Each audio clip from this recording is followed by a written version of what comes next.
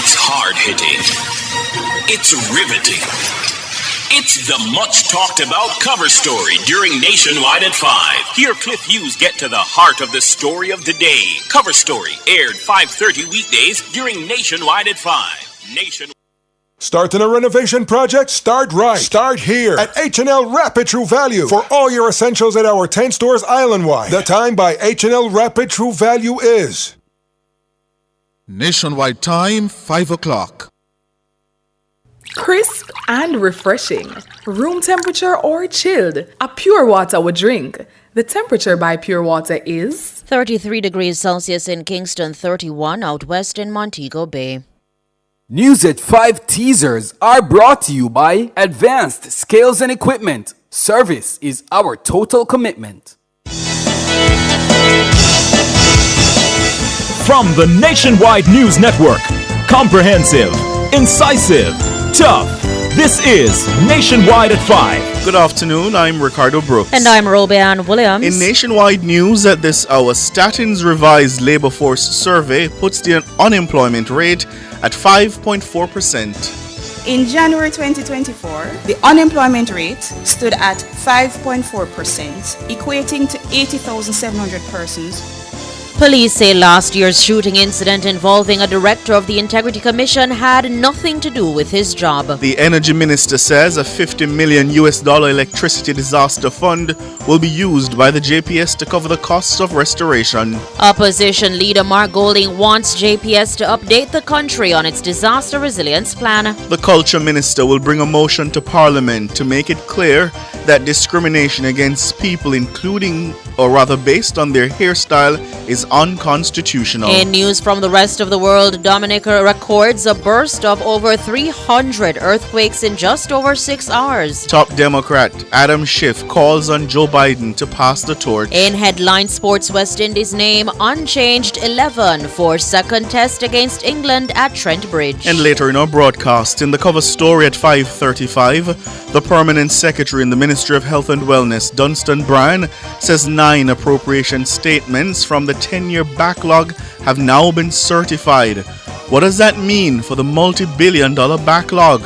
Mr. Bryan will join us. In public opinion at 6:26, we ask, what do you think about JPS getting external help to complete restoration? Give us your comments by logging on to our Facebook page, Nationwide News Network, and by tweeting us at Nationwide Radio, and message us on WhatsApp at 876-285-5693. You can also leave your comments on Instagram at Nationwide90FM. In the nation's business at 6:40, the Agriculture Minister Floyd Green says damage to the industry now amounts to more than $4 billion. He'll join us. And at 8, it's Boyatings After Dark with Kareem Boyatings Weathers. All these and more as we take you home on air on your mobile, Nationwide 90 FM, Nationwide Radio JM.com, and on the Nationwide app, available on the Google Play and the App Store. This Wednesday afternoon, it's Wednesday, July 17, 2024.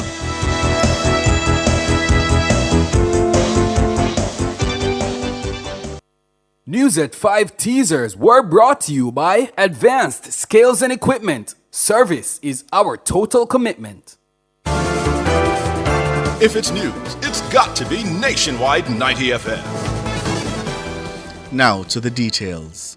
Jamaica's revised labor force survey has revealed the country's unemployment rate stood at 5.4% as at January 2024.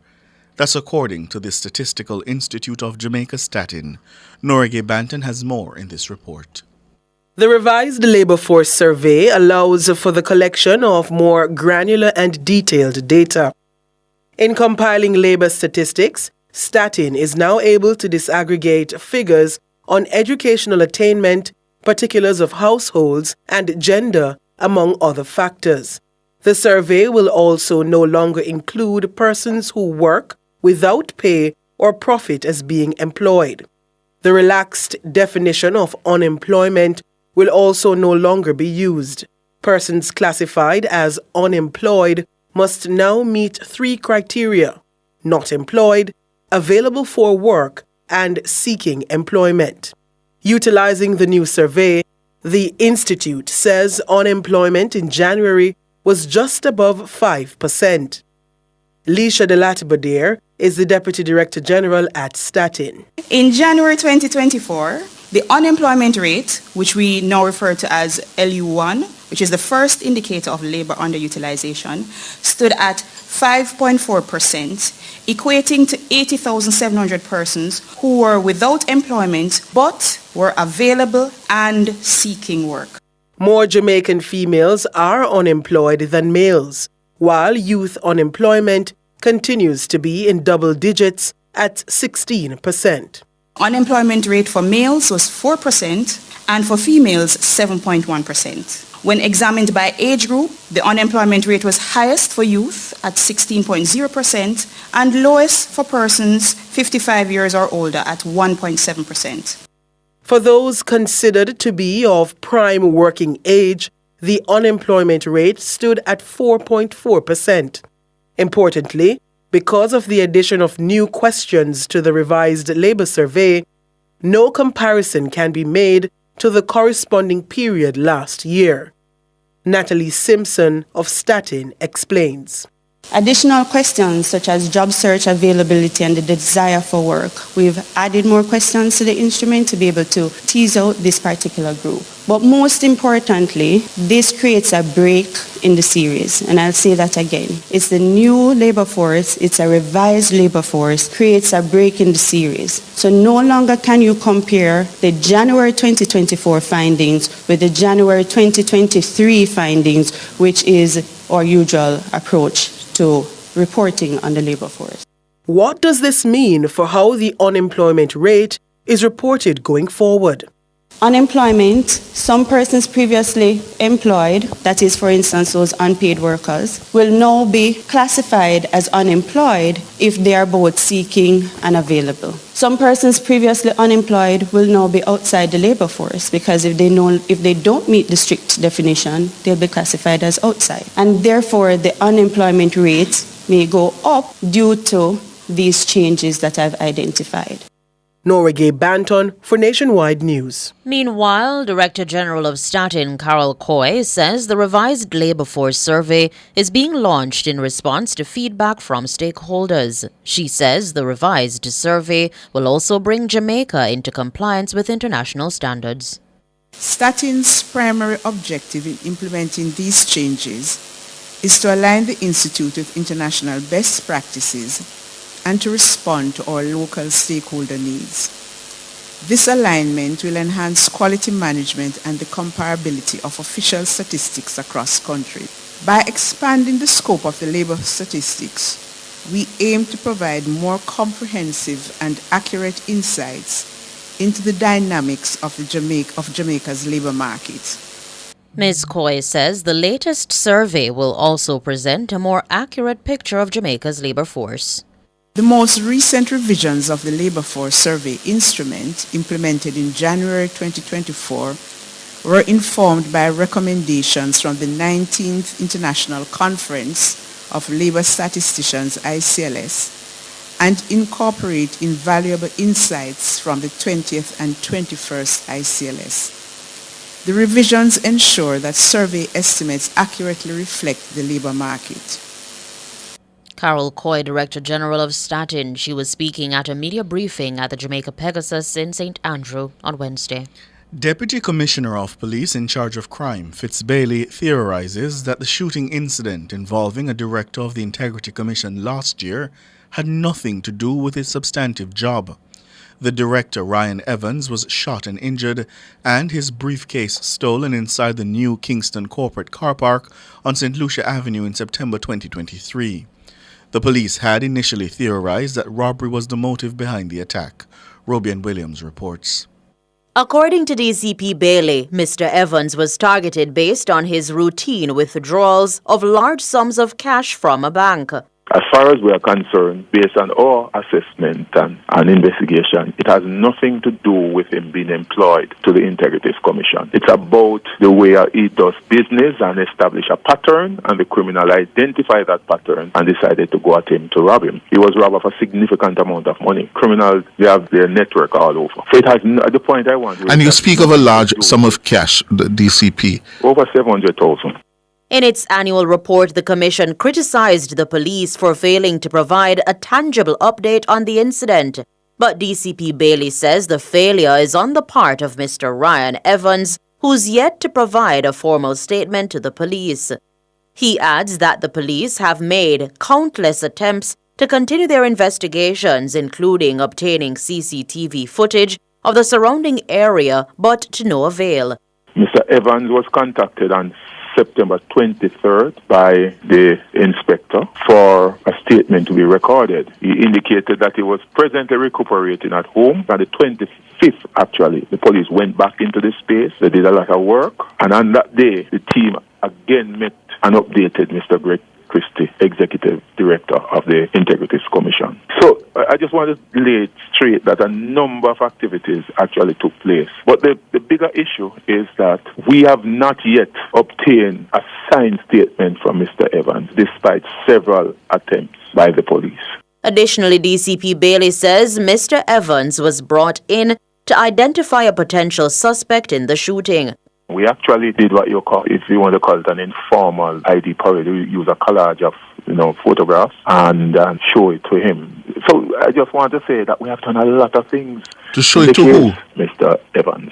We suspect that someone who was involved in the robbery was killed. And did he identify the person? Not to my knowledge. But I just show you the type of work that's done, notwithstanding not having a formal report. DCP Bailey notes that the Integrity Commission should have done its due diligence before bashing the police.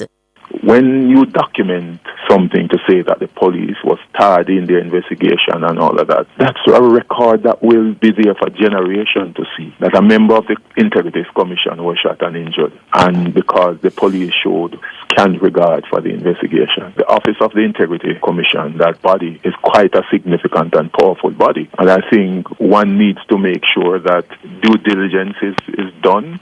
Quality control. Do we have someone in the department to ensure that, we look at reports before they are sent out? Robeanne Williams for Nationwide News. The Energy Minister Darrell Vaz says a $50 million electricity disaster fund will be used by the Jamaica Public Service Company to cover the cost of its restoration efforts. That's $7.8 billion Jamaican dollars available to the Light and Power Company. Mahiri Stewart has that story.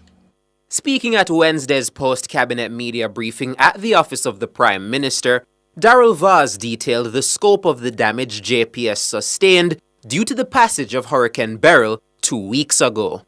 They have completed their assessment at JPS in relation to the damage, and they had 94 transmission structures damaged, 2,602 light poles damaged, 4,287 damaged conductors, 137 damaged transformers, and 2,185 other transmission and distribution equipment damaged. So the JPS did suffer significant damage, infrastructure damage, with the passing of Beryl, all island. Minister Vaz says the Electricity Disaster Fund was created by the Office of Utilities Regulation to tackle rebuilding efforts after natural disasters. Arising from the experiences of previous hurricanes and the difficulty of securing insurance for JPS assets, the OUR had approved in the rates for electricity a charge which goes to what is called the Electricity Disaster Fund, from where there can be initial immediate resort to fund recovery when there is a disaster such as Hurricane Beryl. He says the JPS had tapped into the fund as it prepared for Hurricane Beryl. The fund currently has an accumulated value in the region of $50 million, and JPS will be allowed to draw down on this fund for its recovery. As a matter of fact, the OUR had approved a drawdown of $5 million prior to the hurricane to help fund inventory preparations for the hurricane season. So, ladies and gentlemen, that's good news. The bottom line is that they did spend close to $5 million to get inventory prior to the hurricane season, and unfortunately, at the beginning of the hurricane season, Beryl hit Jamaica. Mahiri Stewart for Nationwide News. Meanwhile, opposition leader Mark Golding says JPS needs to update the country on its disaster resilience plan. what their plans are to make their distribution system more resilient. I mean, there were many instances of posts and poles that were damaged, not because of tree damage or whatever reason. Maybe they weren't sufficiently anchored in the ground, they snapped for whatever reason. They're going to be drawing down on funds, as I understand it. There's a disaster fund that is accessible to the JPS for restoration of the damage. 50 million US is the amount of that fund. Now, that fund is funded by rates that people pay over time. So we want to make sure that those resources are used in a way that will maximize resilience going forward. Mark Golding, opposition leader, he was speaking in Parliament on a Tuesday. You're listening to the news on Nationwide at 5. We'll have more after these.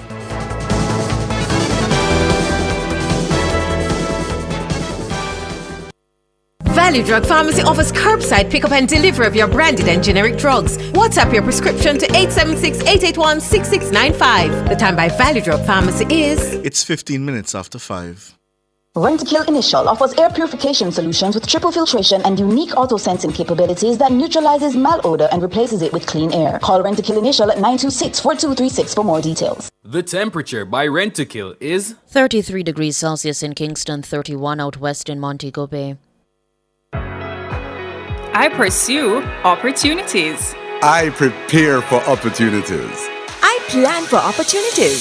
With Sagicor e-Invest, you can prepare, plan for and pursue IPO opportunities. Browse IPOs, review IPO details and prospectuses. Select and apply for a featured IPO. I-P-O. With Sagicor e-Invest. Think wealth. Visit sagicor.com.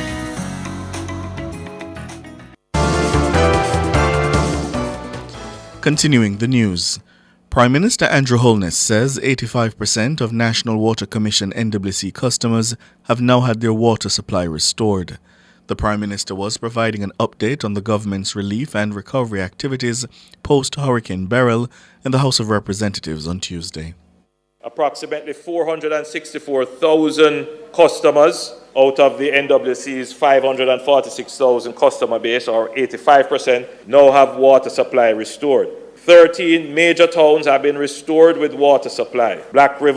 The Black River facilities have been partially restored, and overall 78 critical systems are still dependent on and awaiting JPS's restoration of electricity. Madam Speaker, the government is clear that those citizens without access to potable water are currently in a difficult situation, and the NWC is working closely with the JPS to have these systems energized to alleviate the struggle that those customers are experiencing.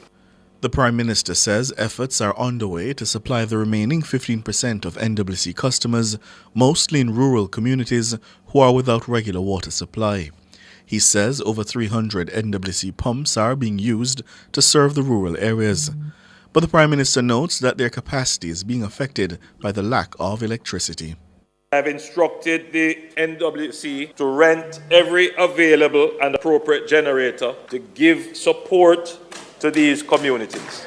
We will be mounting these generators on flatbed trucks so that they can move between communities to allow for temporary reprieve while storage tanks, both households and communities, are refilled. We are targeting approximately 50 of these mobile generators to work in parallel with the JPS effort. So the plan is to move around the country, electrify these pumps, announce the period of time when these communities will have water so they can fill their tanks or fill the large community tanks, and we will move around until JPS has returned electricity. Prime Minister Andrew Holness. He adds that generators have already been placed at pumps serving hospitals, other medical facilities and infirmaries. Culture Minister Olivia Grange says a motion will be brought to Parliament to make it clear that all discrimination against people, including members of the Rastafari community, based on hairstyle or other modes of cultural and religious expression is illegal and unconstitutional. Minister Grange made the disclosure in a statement on Tuesday. This follows the Court of Appeal's ruling that the ban on dreadlocks in schools is unconstitutional. More in this report from Shalois Michael. The appeal court determined that Kensington Primary School in St. Catherine violated the constitutional rights of a female student by denying her admission due to her refusal to cut her dreadlocked hair. In 2020, the Supreme Court ruled that Kensington Primary School had not infringed on the constitutional rights of the child because the child's parents did not identify as Rastafarian, nor did they claim they were raising the child as Rastafarian. Monday's ruling, which was delivered by President of the Court of Appeal, Justice Patrick Brooks, did not mention the infringement of religious rights as the Supreme Court had done. Instead, the appeal court found that the child's right to freedom of expression and the right to equitable treatment by a public authority in the exercise of any function were violated. In her statement, Minister Grange noted that she is aware of the challenges faced by children in the Rastafarian community. She pointed to her sectoral presentation on June 25, where she specifically referred to a situation where Rastafari students of a primary school had been barred from sitting exams because they had not been vaccinated as required. Minister Grange says she emphasized that this was a violation of the children's religious rights, as well as the prevention of students from wearing Afrocentric hairstyles in schools. She says as minister with responsibility for Rastafari matters, she will be leading the advocacy for the setting of clear rules on the matter. Minister Grange reiterated that there is no room for discrimination against Rasta in the new Jamaica, which the government is determined to build. She says Jamaicans must live together in harmony, respecting each other's cultural identity and expression. Minister Grange says the decision of the Court of Appeal finally brings closure to the Kensington Primary School issue. The Culture Minister says she is intent on taking action via Parliament to end the discrimination. Shalois Michael for Nationwide News. World in a Minute is brought to you by ABC Electrical Sales. We make things as easy as ABC. Hose assembly and supply, equipping Jamaica for success. And Charles O'Connor Consulting Network, COCN, driven by international accounting standards, modern technology and integrity. The World in a Minute.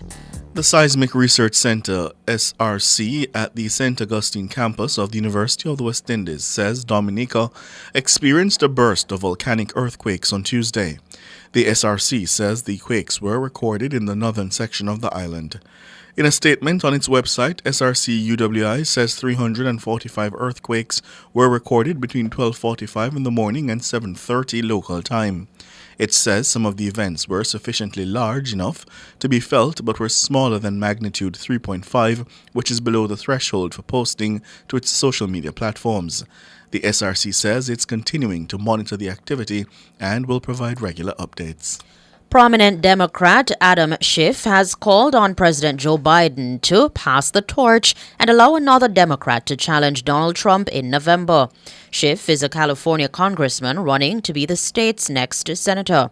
He says President Biden has been one of the most consequential presidents in America's history, but he can secure his legacy of leadership by allowing Democrats to support another candidate.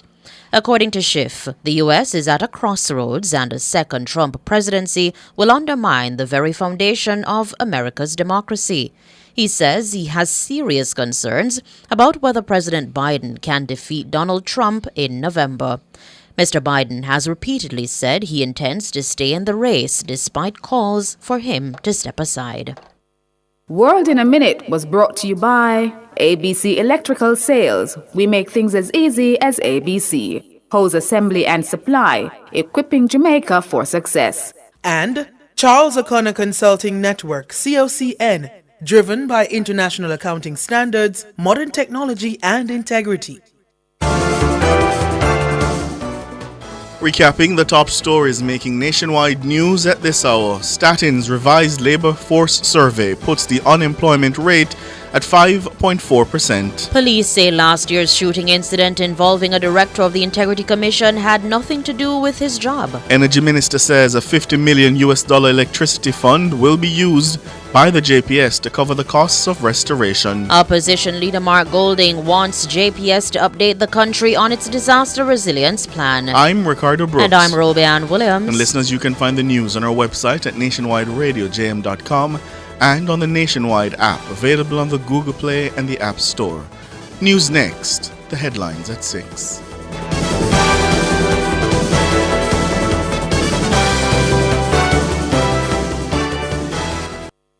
The Ministry of Health and Wellness is now accepting applications for the Dr. Barry Wint Memorial Scholarship. Jamaican citizens pursuing a first degree, master's or PhD in any health-related field, including medical social work, human resources for health, nursing, dentistry, health economics, or any other, can qualify for up to $1 million per year for 5 years to complete their studies. Visit www.moh.gov.jm/scholarship for more details and to submit your application. Deadline date is Wednesday, July 31, 2024. We look forward to seeing your application.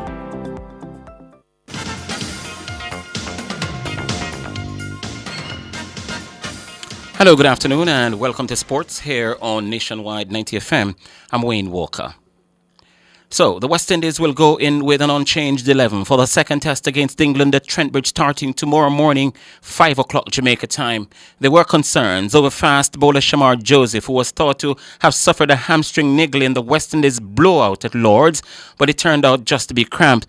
The West Indies must improve their batting if they are to stay alive in the series, after some woeful batting at Lord's, where the team was bowled out for 121 and 136. Captain Craig Brathwaite says, from here on in, the only way is up, adding that the players have had time to reflect. We know where we went wrong, we know where we can be better, and my thing for the group is, stay mentally tough. It's Test cricket. You go through, successful periods, you go through tough periods, but you just got to be strong and believe in your ability. Brathwaite says it's important that the players focus and believe they can bounce back. Like that, things won't always go as planned. Obviously, we come to win the first test and it didn't happen. But, still 2 tests remaining in this series, and pretty much, still have 6 tests remaining for the year. So it's all a build-up, and we can't believe that because of this win, we're out of it or anything. We gotta dig deep. We gotta keep believing. We'll keep stressing on it. It's easy to give up. That's West Indies Test captain Craig Brathwaite. England will make one change. Chris Wood will come in for James Anderson, who played his last game for England in that Lord's Test. In 9 Test matches at Trent Bridge, the West Indies have won 4. They lost once. Defending champions Jamaica will go in search of their first win of the West Indies Rising Stars Regional Under-19 Cricket Tournament when they face the leaders, the Leeward Islands, at Cumberbatch in round number 3 in St. Vincent and the Grenadines starting tomorrow. Jamaica's previous 2 games against the Windward Islands and Trinidad and Tobago ended in drawn results, both affected by rain. Jamaica are currently lying 4th in the table. They've got 20 points, while the Leeward Islands, they lead with 24.8 points. The third round game starting tomorrow. Second place, the Windward Islands will take on third place Trinidad and Tobago. That game will be played at Park Hill, while fifth place Barbados will play the team at the foot of the table, Guyana, at Arnos Vale. All games are set to bowl off at 9 o'clock tomorrow morning Jamaica time. The Jamaica Football Federation has confirmed that former Trinidad and Tobago and Manchester United star Dwight Yorke is indeed one of the 40 individuals on their long list looking to become head coach of the Jamaican national senior football team. The 52-year-old Yorke did not apply for the job himself. However, his CV was sent to the Federation indicating his interest in the post left vacant by Heimer Halgrimsson, who resigned a few weeks ago with 2 years left on his contract. The Mirror newspaper in England first reported that Yorke is a popular choice of the English Premier League players in the Jamaica squad, and that makes him one of the leading candidates according to them. Yorke is currently the holder of a UEFA Pro license as well as his A license. The JFF had upwards of, as I mentioned, 40 individuals. Meanwhile, the Technical Committee of the Jamaica Football Federation, which will make the final recommendation to the board on their choice of coach, says the process is moving smoothly and they are expected to make a final shortlist of 4 in another day or two, after which they'll start to conduct interviews. Jamaican shooter Romeldo Aiken-George starred as Adelaide Thunderbirds held off a late surge from Sunshine Coast Lightning to secure a thrilling 64-62 victory in the final game of the Australian Super Netball Championships regular season. Aiken-George finished with 44 goals from 51 attempts, while goal attack Horjas supported with 10 from 14 attempts. Thunderbirds, they dominated early, leading 18-15 after the first quarter before also controlling the second quarter to come away 35-29 leaders at halftime. The teams could not be separated in the third quarter after ending 16-all, but Lightning outscored Thunderbirds 17-13 to create a dramatic finish to the contest. Meanwhile, national captain Janelle Fowler-Nemhard was the standout as the West Coast Fever dominated Melbourne Mavericks 76-57. The 34-year-old Fowler-Nemhard netted 6-7 from 68 attempts in a near-perfect outing as the Fever controlled the match from the outset after racing to a 20-15 lead at the end of the first quarter before securing a 34-30 halftime lead. And the Fowler's international teammate Shimona Jock, formerly Shimona Nelson, made the running for the Mavericks by shooting 30 goals from 33 attempts. And it's now time for the Nationwide Olympic Fact. It's sponsored by Fontana Pharmacy. This is Nationwide's Olympic Facts, brought to you by Fontana Pharmacy. It's all good inside. Did you know that Dion Hemmings is the first Jamaican woman to win individual gold at an Olympic Games? Yes, that's a fact. Dion Hemmings created history when she won gold in the women's 400 meters hurdles at the 1996 Olympics in a then Games record time of 52.82 seconds. That was Nationwide's Olympic Facts, brought to you by Fontana Pharmacy. It's all good inside. So finally, folks, we are into single digit in our countdown. Remember when we mentioned it was 100 days to go to the Olympic Games? Tell you what, today, 9 days to the greatest show on earth. And of course, there's only one place to listen to it, right here on Nationwide 90 FM, the exclusive radio broadcasters of the Olympic Games right here in Jamaica. And we start on Friday, July 26th. That's next week Friday, come to think of it, with the opening ceremony. And then thereafter, we're going to set sail for 17 fantastic days of sheer sporting magic coming out of the French capital. We're going to deliver this Olympic, folks. We're going to deliver it. Just stick and stay with us. All right, we're going to go now. We're going to be back with sports at 6:05 this evening.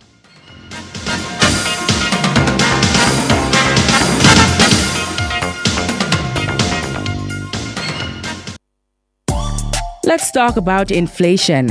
At May 2024, the annual inflation rate, the general rate of price increase over 12 months, was 5.2%. This is good news, as it shows that inflation is being controlled and the rate of price increases is slowing. May was the fourth consecutive month of lower headline inflation, and the third straight month, inflation was controlled within the target range of between 4 to 6%. A message from Bank of Jamaica. I pursue opportunities. I prepare for opportunities. I plan for opportunities. With Sagicor e-Invest, you can prepare, plan for and pursue IPO opportunities. Browse IPOs, review IPO details and prospectuses. Select and apply for a featured IPO. IPO with Sagicor e-Invest. Think wealth. Visit sagicor.com. On July 18 and 19, Privacy and Legal Management Consultants Limited will show you how to take control of your data with top-notch privatization solutions offered at their Prioritizing Privacy Conference. This conference is dedicated to informing the public about the latest innovations and best practices in data privacy. Cliff Hughes Online will broadcast live from the conference on July 18 and 19 from 10 a.m. to 1 p.m. Tune in for insightful discussions with speakers from Trinidad, Barbados, the United Kingdom, and Jamaica, and explore the future of data protection. You don't want to miss this. That's a live broadcast of the Prioritizing Privacy Conference on July 18 and 19 during Cliff Hughes Online, 10 a.m. to 1 p.m. only on Nationwide 90 FM, the new revolution in media. This broadcast is brought to you by Privacy and Legal Management Consultants. Cover Story is brought to you by Hyundai. Modern, premium, affordable vehicles. Drive Hyundai. Hyundai vehicles beyond your dreams with an exclusive 4.99% interest rate. Yes! Shop Hyundai vehicles and get a super low 4.99% interest rate on your car loan. Plus 2 years free service, 1 year insurance, and 5 years warranty. Offer valid on all 2024 Hyundai vehicles. Drive your Hyundai with the lowest interest, 4.99%. Conditions apply.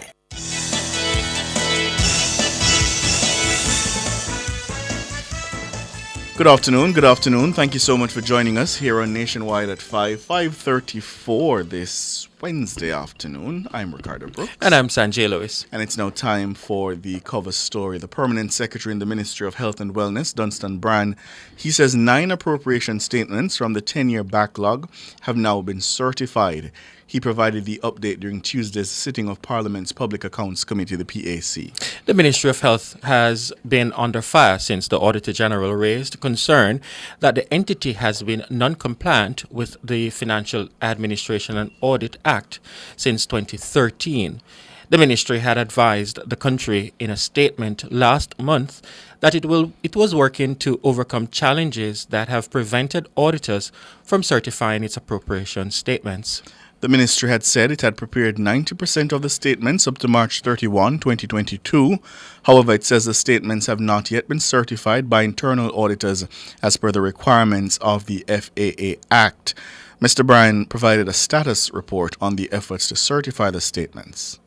The status as at June 30, 2024 of the 10-year backlog of appropriation accounts for the 3 entities are as follows. Total number of statements 39. Of that total number, the internal audit unit has been provided with 33 statements. The unit has been able to conduct a verification check on 33 of the 33 statements that have been provided. However, 26 of those statements were returned for errors and corrections. So that remains 7 statements have been certified. Since Friday, July 12, 2024, 2 additional reports were reviewed and certified by the Internal Audit Unit, bringing the completion rate to 9 of 33. Dunstan Brand, Permanent Secretary in the Ministry of Health and Wellness. The ministry said its statements have not yet been certified by internal auditors as per the requirements of the FAA Act due to errors with the legacy accounting software and system-related issues due to missing data from the years 2013 to 2018. Mr. Bryan joins us now to discuss further. Good afternoon, Mr. Bryan. Good afternoon, Permanent Secretary. Good afternoon to you both and to your listeners. Thank you. You inherited this problem, PS. Give us an idea, when did you get to the ministry and when was it brought to your attention? Okay, my tenure at the ministry began in December 2018.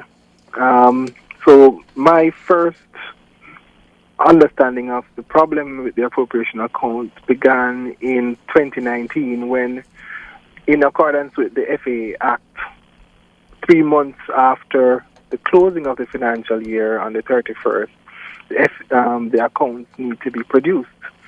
And when we had a discussion at executive management around why the accounts were not being produced in accordance with the law, it was brought to the attention of the executive management team that there were several challenges with the appropriation accounts, and there was a significant backlog.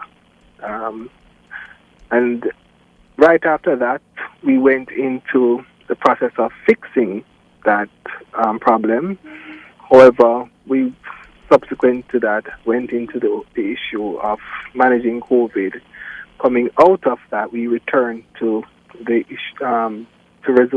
providing a resolution to the issue of the appropriation account. And to be clear, Permanent Secretary, it's that those backlogs which amount to the $700 billion we've been hearing floating around in the public domain. Yes, substantially, the financial statements that are outstanding here are from 2012-13, and then up to financial year 2022-2023. But the substantial records that are in question are from the years 2012, 2013 forward. So help our listeners understand where the breakdown occurred. Because the average man listening on would think, but the Ministry of Health is properly staffed, it has a proper accounting division. Why would this backlog be allowed to accumulate over this period of time? So, first you have to understand the appropriation account. Then you have to understand the process of producing the appropriation account. So the appropriation account is a statement of income and expenditure. And that statement of income and expenditure must be aligned to the appropriation that is approved in Parliament.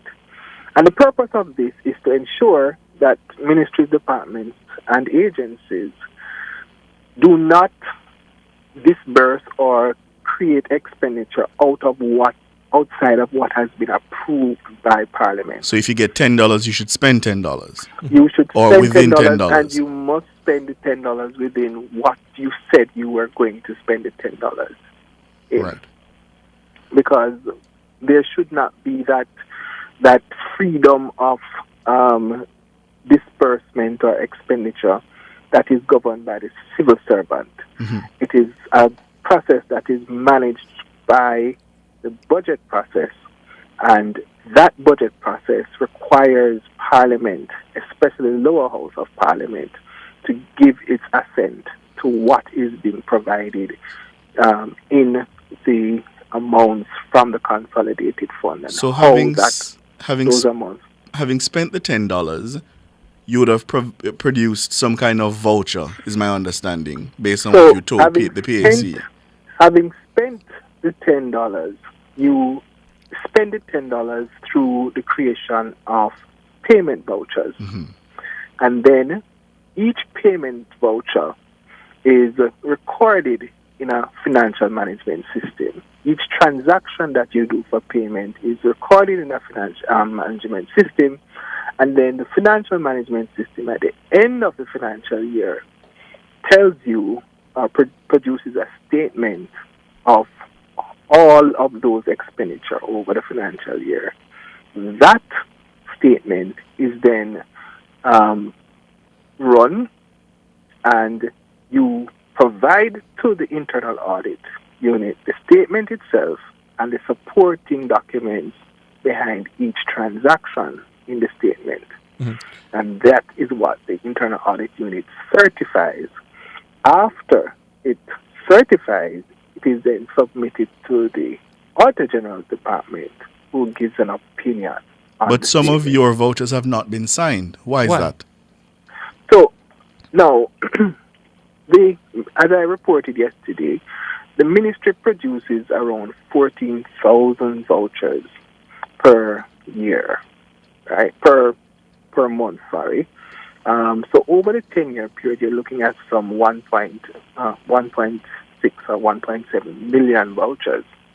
What we're talking about here is missing data of some 1,370 vouchers in terms of not being signed, which is less than 0.1% of the overall vouchers. However, it is still important because the internal audit unit would have picked up on these. Now, once the voucher is not signed, the internal auditor is unable to certify the entire statement. But why? But before you continue, why wouldn't it have been signed in the first instance? Is what we're trying to understand. So because I'm assuming there's an officer whose competence it is to sign. Yes, absolutely. But there's no perfection in any human operation, and the error factor does come into play, and there can be instances, and there are instances, obviously, where human error would have occurred, which would have resulted in a voucher not being signed. But that would be the responsibility, PS, of the internal audit to catch this problem. And based on what we're seeing, it spans over 10 years. So when they would have identified the problem, let's say in year 1, why is it that the problem would reoccur year 2 up to year 10? Because again, this is a function of human error. And while systems would have been put in place, which was explained yesterday, the systems that have been put in place still depend on a manual process. Once you have a manual process and you have changing staff complement, you have different issues that impact a manual process, the error factor will exist. You cannot eliminate the error factor from a human manual process. So, yes, we do find that you have these errors taking place, but when you talk about materiality of the error, meaning that when you look at the overall audit universe and you look at the existence of a particular issue or a risk within that universe, if it is, as in this case, less than 0.1%, then yes, you do have an issue, but it's not a material issue. If you understand what I'm saying. Except this adds up to $700 billion space. How do the Jamaican people not conclude that this is either incompetence or negligence? These vouchers does not add up to $700 million, right? These vouchers are a small subset of the overall universe. So what we're saying is that because you have this missing information, the auditors will not certify the entire statement. The challenge for me, though, PS, is that it spans over 10 years. So while you're saying it in the broader scheme of things, it would be a small percentage, it's still a problem that clearly the ministry didn't resolve over the 10-year period. Well, it's not that we have not resolved it. It's that you're doing a backlog, and therefore whatever systems you have put in place to correct the error would not have corrected it on the backlog. And have you satisfied yourself that your predecessor did in fact put in place systems when it was initially caught, the problem? Yes, because we do not have that type of error factor occurring now in the current dispensation. So what we're saying is that you have a problem that you have in a backlog that you are now unearthing because you have to clear a backlog. Hold it there for us. We're up on the break. Hold it there for us. We're speaking with the Permanent Secretary in the Ministry of Health and Wellness, Dunstan Bryan. Stay with us.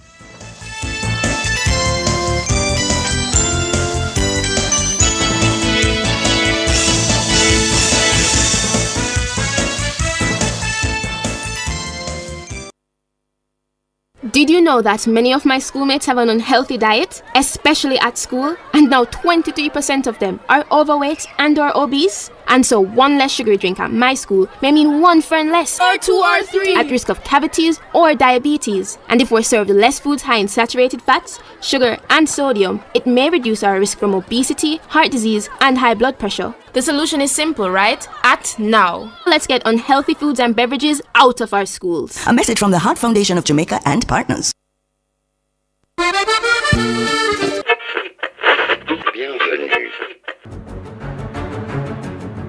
I stay locked into Olympics because, of course, I'm Jamaican. I tune into the Olympics, but I'm always busy. What have to know when Sharika Jackson beat Shakari? She's storming to victory here. Watch the clock. This is so fast.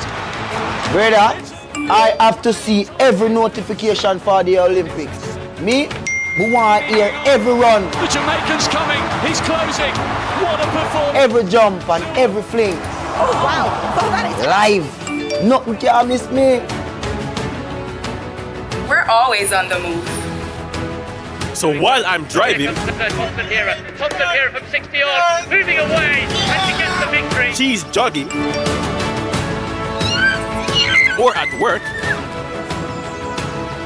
Hurry, the race is about to start. We can't miss a beat. Oh, me? Because we keep it locked. To the only station for the Paris Olympics. Nationwide. 90 FM.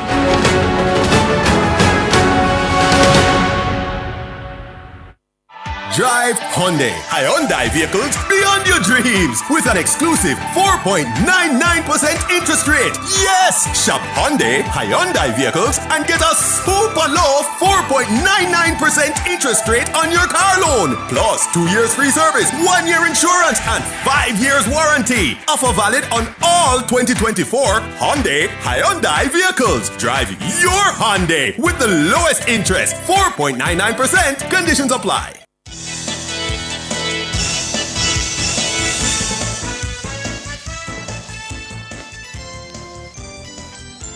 Thank you so much for staying with us here on Nationwide at 5. It's the cover story. I'm Ricardo Brooks. And I'm Sanjay Lewis. And we're speaking with the Permanent Secretary in the Ministry of Health and Wellness, Dunstan Brand, discussing this issue where statements have yet to be certified by the internal auditors as per the requirements of the FAA Act. And P.S., at what point did you inform the Ministry of Finance that there was an issue with the financial management system? So, we have had a long collaboration with the Ministry of Finance and the Accountant General Department on this issue, going back as far as before me, which is in 2017, and we provided to the PAC records from our email database outlining the multiple correspondence on outlining the issues on the financial management system. Because the system is a old system, utilizing very old architecture in terms of software, there are significant challenges that exist with the system that sometimes require intervention from the technical staff, the IT technical staff, from the Ministry of Finance or from the Accountant General's Department. Some of these issues would result in the ledgers that should come from the account and the appropriation account itself having errors in it. And because the errors are there, they cannot be certified. So all of the appropriation accounts coming off the solution for the Ministry of Finance and the Ministry of Health, all of them from 2018 back could not be certified because of the errors on the FinMan system. But I'm not sure if you hold saw... on, Sanjay. Let me just follow up on that. Help me understand something, P.S. Was the Auditor General aware of this specific challenge? I cannot attest to what the Auditor General was aware of because... Let me put the question another way. In the audit query, because I'm imagining there was an audit query and your ministry would have responded. Did you point this out? Yes, we pointed from... Remember, we appeared before the PAC last year and we pointed out the issues in FinMan. I think the response of the Finance Ministry at that time was that they weren't aware that we had an issue, and so this appearance we ensured that we provide all of the evidence that we alerted all our stakeholders to the challenges that we were having, and we provided at least 4 letters, formal letters, to the Ministry of Finance on the matter. So we can assure the public that the Ministry of Finance and the Accountant General were aware of the matter. But there seems to be a disconnect though, PS, because in that letter that was sent to the PAC last year, that's May 1, 2023, they indicated that only the Ministry of Labour and Social Security reported that there was an issue with the FinMan system. So why would the Ministry of Finance indicated that they did not receive a report from you, but you are saying otherwise? Well, I can't speak to that.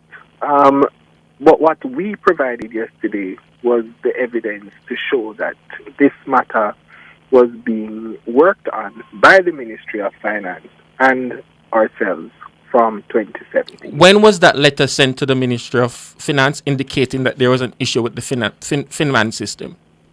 So we sent 2 letters.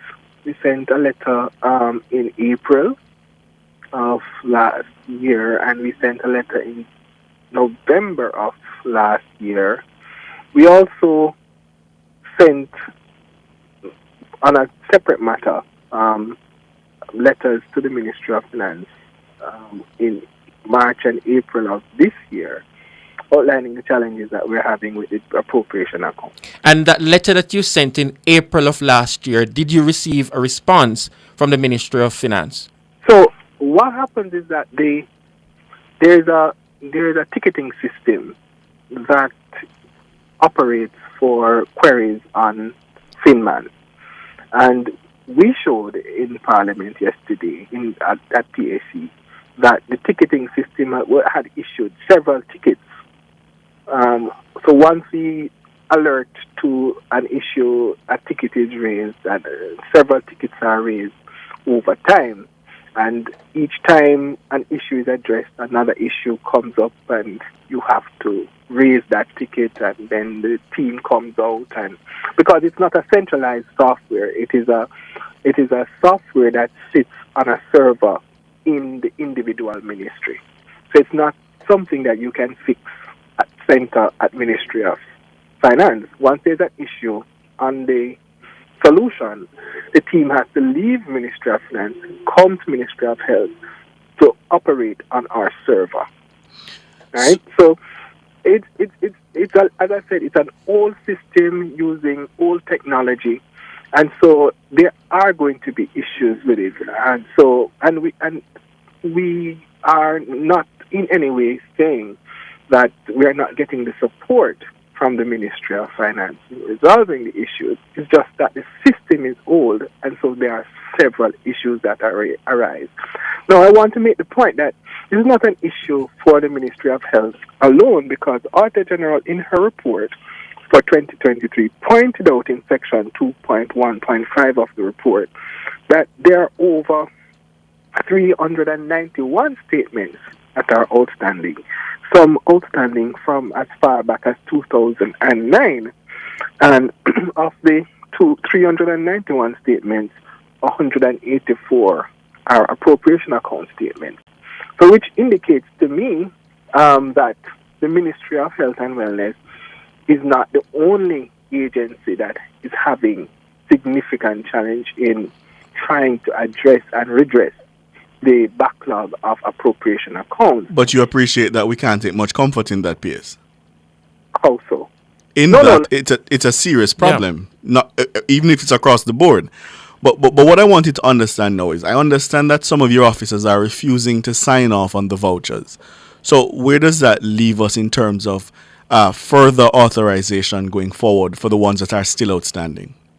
Okay, so as we explained at the PAC yesterday, we still have to do all of the necessary back-end work before we come to a final decision on the action that is necessary to conclude on this matter. Eventually, it will arise that the accounting officer, which is the permanent secretary, will have to sign the voucher on behalf of all of the officers who would have not signed in the past in order to conclude on the financial statements. Because if they are not signed, then the appropriation accounts will be in abeyance or will be qualified by the Auditor General, because the Auditor General could not give a clean audit, which is an unqualified audit. She would have to say that she's uncomfortable with the missing information, and therefore she can only issue an unqualified audit. Now, that's not a position that any accounting officer would want in terms of an unqualified audit, or a qualified audit, being in the records. And so it would be prudent of me to take all the risk assessments related to this transaction, look at what the recommendation of the Ministry of Finance was in terms of the use of the honor system, and then just validate the record. So to be clear, the Ministry of Finance is saying to sign the vouchers that even predates you being as PS? Well, once you become PS, all the transactions that occurred, even if it predates you, you are accountable for. And as the counting officer, you take responsibility for it. That's the nature of the job. But as far as I heard in the parliament, you're on your way out. Yeah. So you might not be the one who signs off. No, I would not leave this matter in abeyance. No, I would not leave this matter for the person who's going to take over from me. This is a matter that I would have to tidy up before I did it off it. So to be clear then, you're going to sign all those unsigned vouchers to remedy the situation that is before you? Once we have concluded that there's no other option. And what would that mean for liability? Mm-hmm. It would mean that I would, because the process is that you ensure that the supporting documents give evidence to the transaction, and then you sign. And you're satisfied that you have those documents? We have the documents. Okay. We have the documents. Okay. So where are you off to, PS? Well, I am going to be on study leave. Come September morning, I go back to the University of the West Indies, where I intend to pursue my PhD. Okay. And then return to the Ministry of Health? I will be bonded, so I will return to the government of Jamaica. So I return to the government of Jamaica wherever I am assigned, I will go. Very well. All the very best to your PS. All the best. Thank you very much. Thank you so much for your time. Well, there you have it. So it seems that it's headed for ultimate resolution, where the permanent secretary will just have to authorize the ultimate as the accounting, under the Constitution. Yep. And let us hope. He says that the situation is not persisting now, but I imagine in the other ministries, because it is a situation across the board that it's just mopped up. It's untidy. Yeah. The headlines are next.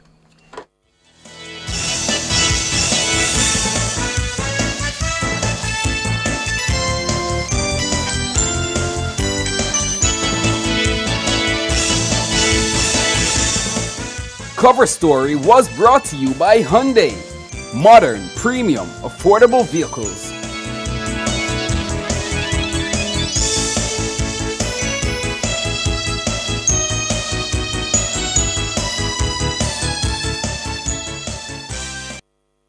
Say hello to peace of mind and goodbye to worry with Guardian Life's new Ultimate Provider Plan, and secure your medical expenses in the event of critical illness today. Call 888-367-5433 for details. The time by Guardian Life is 6:01.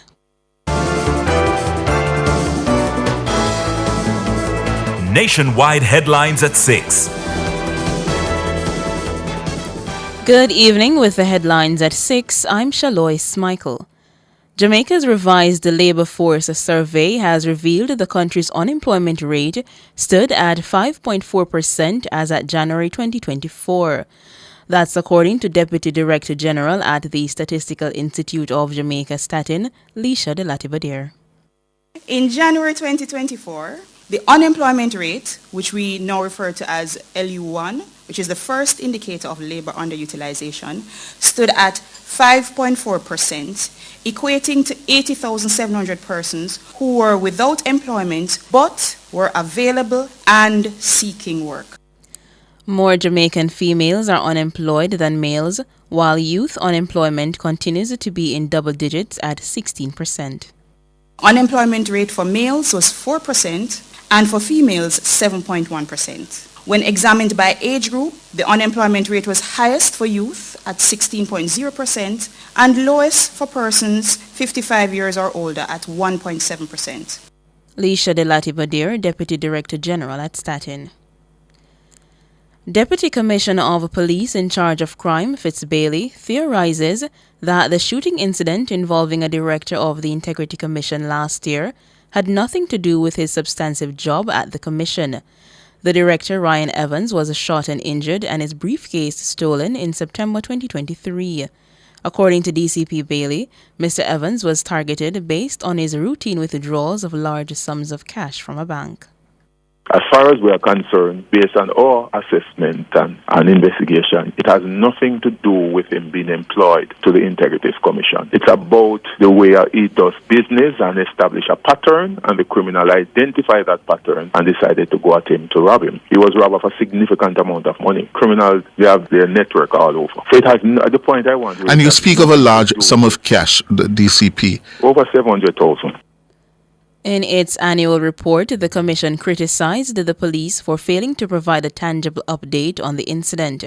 But DCP Bailey says the failure is on the part of Mr. Evan, who's yet to provide a formal statement to the police. Mr. Ryan, rather. Mr. Evans was contacted on September 23rd by the inspector for a statement to be recorded. He indicated that he was presently recuperating at home. On the 25th, actually, the police went back into the space. They did a lot of work. And on that day, the team again met and updated Mr. Greg Christie, Executive Director of the Integrity Commission. So I just want to lay it straight that a number of activities actually took place. But the bigger issue is that we have not yet obtained a signed statement from Mr. Evans, despite several attempts by the police. DCP Fitzbailey, head of the JCF's crime portfolio. Prime Minister Andrew Holness says 85% of National Water Commission NWC customers have now had their water supply restored. Approximately 464,000 customers out of the NWC's 546,000 customer base, or 85%, now have water supply restored. 13 major towns have been restored with water supply. The Black River facilities have been partially restored, and overall 78 critical systems are still dependent on and awaiting JPS's restoration of electricity. Madam Speaker, the government is clear that those citizens without access to potable water are currently in a difficult situation, and the NWC is working closely with the JPS to have these systems energized to alleviate the struggle that those customers are experiencing. The Prime Minister says efforts are underway to supply the remaining 15% of NWC customers, mostly in rural communities who are without regular water supply. I have instructed the NWC to rent every available and appropriate generator to give support to these communities. We will be mounting these generators on flatbed trucks so that they can move between communities to allow for temporary reprieve while storage tanks, both households and communities, are refilled. We are targeting approximately 50 of these mobile generators to work in parallel with the JPS effort. So the plan is to move around the country, electrify these pumps, announce the period of time when these communities will have water so they can fill their tanks or fill the large community tanks, and we will move around until JPS has returned electricity. Prime Minister Andrew Holness. A former senior official at National Energy Solutions Limited, Lawrence Pommels, has forfeited over $40 million and a number of high-end vehicles to the state. Pommels was sentenced to 9 months imprisonment after pleading guilty to 2 counts of corruption and 6 counts of possession of criminal property in the St. Catherine Parish Court in May. The sentences will run concurrently. Principal Director of Investigations at the Financial Investigations Division, Keith Darian, comments on the outcome of the case. The FID and the Constabulary Financial Unit worked hard in this case to investigate and forfeit the ill-gotten gains of Lawrence Pommels, and today proudly return cash of $40 million and other valuable assets to the government coffers. This major achievement demonstrates FID's commitment to hold financial crime perpetrators accountable and mitigate the possible damage they inflict on the public sector and the wider economy. The message we wish to communicate is that crime does not pay. The FID and its law enforcement partners will rigorously enforce the Proceeds of Crime Act in ensuring that lawbreakers do not benefit from their illicit gains. Keith Darian, Principal Director of Investigations at the FID. Those were the headlines at 6. I'm Shaloy Smichael. Sports is next.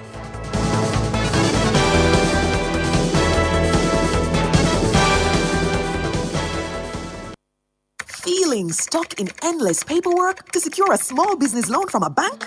Access Financial Services can unlock your growth with an SME loan. Borrow up to $20 million with easy requirements and fast approvals. Whether you are ready to boost productive capacity, get working capital, or acquire real estate, say goodbye to the hassle and hello to growth. Grow your business with an SME loan up to $20 million from Access Financial Services. Call 876-929-9253 or visit accessfinanceonline.com. Conditions apply. The Jamaica Observer is always ahead. But did you know we're also number one by far? With over 18 million page views on our website, over 800,000 followers on Instagram, and a following of over 500,000 followers on Twitter, We're tapping into an audience like no other. and the numbers don't lie. Contact the Jamaica Observer team today to reach your target audience. Give us a call at 470-9172 to advertise with us. The number one by far. No matter where you come from, the classroom or the boardroom, the farm or the front line, there's no dream too big for us to achieve together. Catch the action live this summer with a 7-day Prime Router plan for $1,100 and enjoy premium access to Sportsmax on us. Activate a plan today. One side, one Digicel, one Jamaica. Digicel, better connected. My Mega With so much to do in one location, make Megamart your one-stop shop. Pick up your groceries and houseware needs, grab a bite and pay some bills, fill your prescriptions and see the beauty products in our pharmacy. All in one amazing location. My Megamart, the best value by far.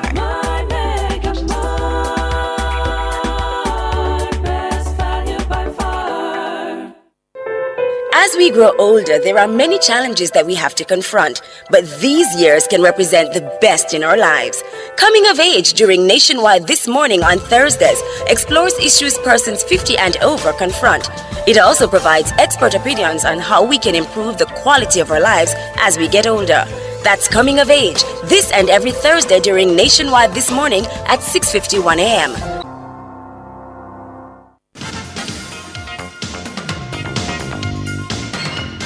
Hello, good evening, and welcome to Sports here on Nationwide 90 FM. I'm Wayne Walker. The West Indies will go in with an unchanged 11 for the second test against England at Trent Bridge starting tomorrow morning, 5 o'clock Jamaica time. There were concerns over fast bowler Shamar Joseph, who was thought to have suffered a hamstring niggle in the West Indies blowout at Lord's, but it turned out to be just cramped. The West Indies must improve their batting if they are to stay alive in the series after some woeful batting at Lord's, where the team was bowled out for 121 and 136. Captain Craig Brathwaite says from here on in, there's only one way, and that's upwards, adding that the players have had time to reflect. We know where we went wrong, we know where we can be better, and my thing for the group is, stay mentally tough. It's test cricket. You go through, successful periods, you go through tough periods, but you just got to be strong and believe in your ability. Brathwaite says it's important that the players focus and believe that they can bounce back. Like that, things won't always go as planned. Obviously, we come to the 21st test and it didn't happen. But, still 2 tests remaining in this series and pretty much, still have 6 tests remaining for the year. So it's all a build-up and we can't believe that because of this win, we're out of it or anything. We gotta dig deep, we gotta keep believing, we'll keep stressing on it. It's easy to give up.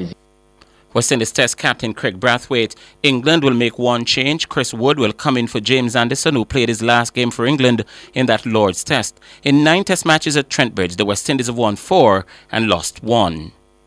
Defending champions Jamaica will go in search of their first win of the West Indies Rising Stars Regional Under-19 Cricket Tournament when they face leaders, the Leeward Islands, at Cumberbatch in round 3 in St. Vincent and the Grenadines. Jamaica's previous 2 games against the Windward Islands and Trinidad and Tobago ended in draw, both affected by rain. Jamaica are currently lying 4th in the table. They've got 20 points while the Leeward Islands, they lead with 24.8 points. In other third-round games, the second-place Windward Islands will face third-place Trinidad and Tobago at Park Hill, while fifth-place Barbados will play the team at the foot of the table or at Guyana at Arnes Vale. All games are set to bowl off at 9 o'clock tomorrow morning, Jamaica time. The second batch of Jamaica's national under-20 men's football team is traveling today to Mexico ahead of Friday's opening game against the United States at the CONCACAF Final Round World Cup qualifiers. The first batch left yesterday, which means the team will assemble in Mexico just days before the official opener. Jamaicans were drawn in Group A alongside the USA, Costa Rica and Cuba, and they'll play their games in the port city of Celaya, which houses the Estadio Miguel Aliman Valdez, where they'll play all their group games. Jamaica's opening game against the defending champions USA is on Friday, and it starts at 9 p.m., and it follows the Costa Rica-Cuba group opener at 6.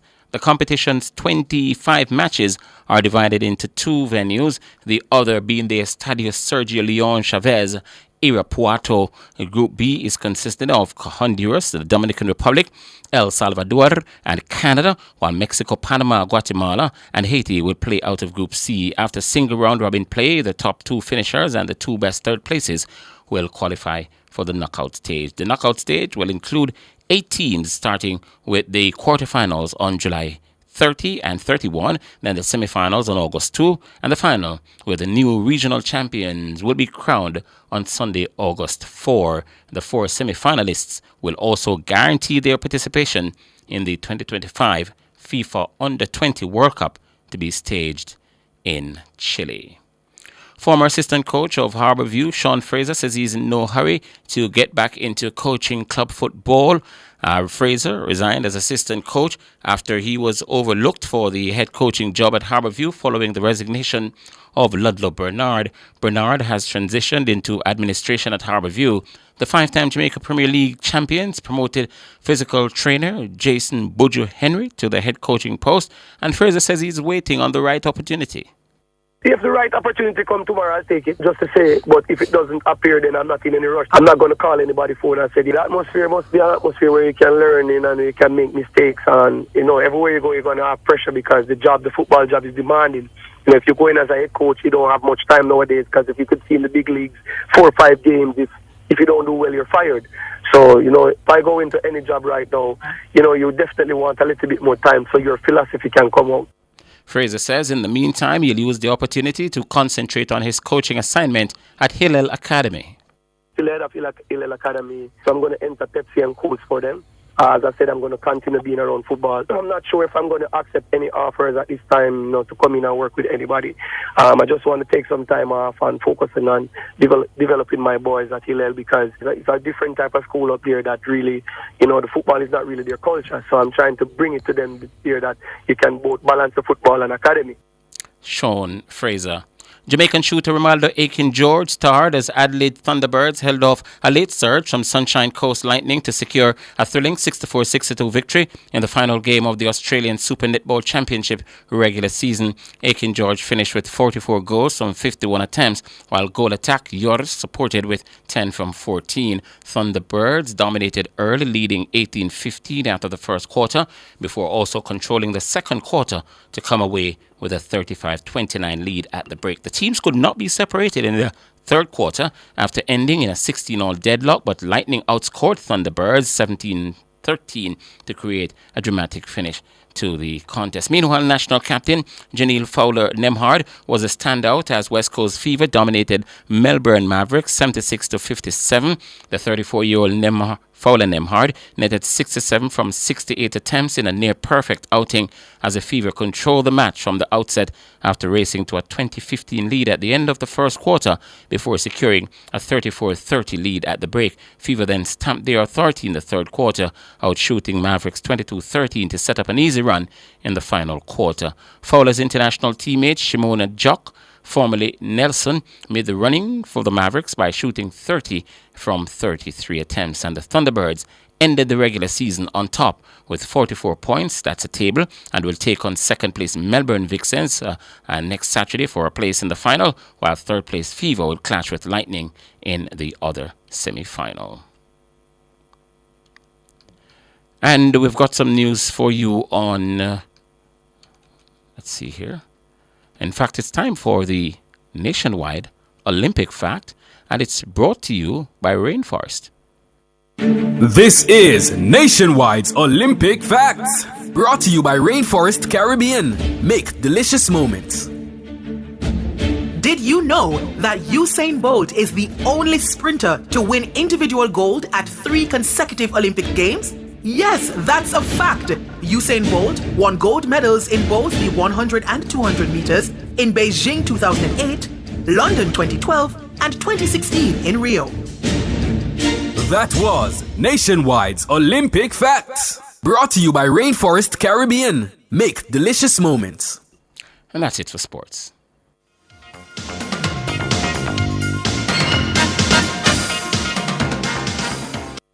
For all your scales and food processing equipment, call Advanced Scales and Equipment Limited at 876-968-9612 to 5. The time by Advanced Scales and Equipment Limited is 6:19.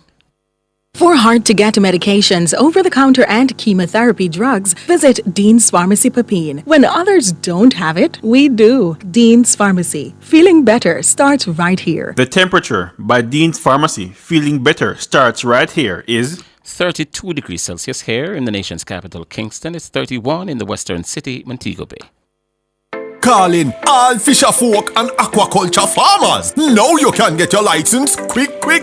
Log on to iRefins and check out the thing. Use your smartphone and click, register, pay and get your license. Sign up for iRefins, cause real fishermen have them licensing of them on. Go to irefins.nfa.gov.jm or contact the National Fisheries Authority. iRefins is a joint project of the NFA and the Transformation Implementation Unit. This summer, transform your summer body with the Express Fitness Gym. For just $9,500 on AutoPay, you'll get access to all our locations 24/7. Enjoy free classes, fully air-conditioned facilities, showers, and changing rooms. Plus, our certified trainers are here to help you reach your goals. Visit Express Fitness Gym today. Your goal is our mission. Find a location near you or sign up now at pay.expressfitnessja.com. No matter where you come from, the classroom or the boardroom, the farm or the front line, there's no dream too big for us to achieve together. Catch the action live this summer with a 7-day Prime Router plan for $1,100 and enjoy premium access to SportsMax on us. Activate a plan today. One side, one Digicel, one Jamaica. Digicel, better connected. Public Opinion is brought to you by Cleasing Industrial Supplies Limited, Industrial Automation and Control Solutions. Hello, good evening, and welcome to Public Opinion. I'm Mahiri Stewart.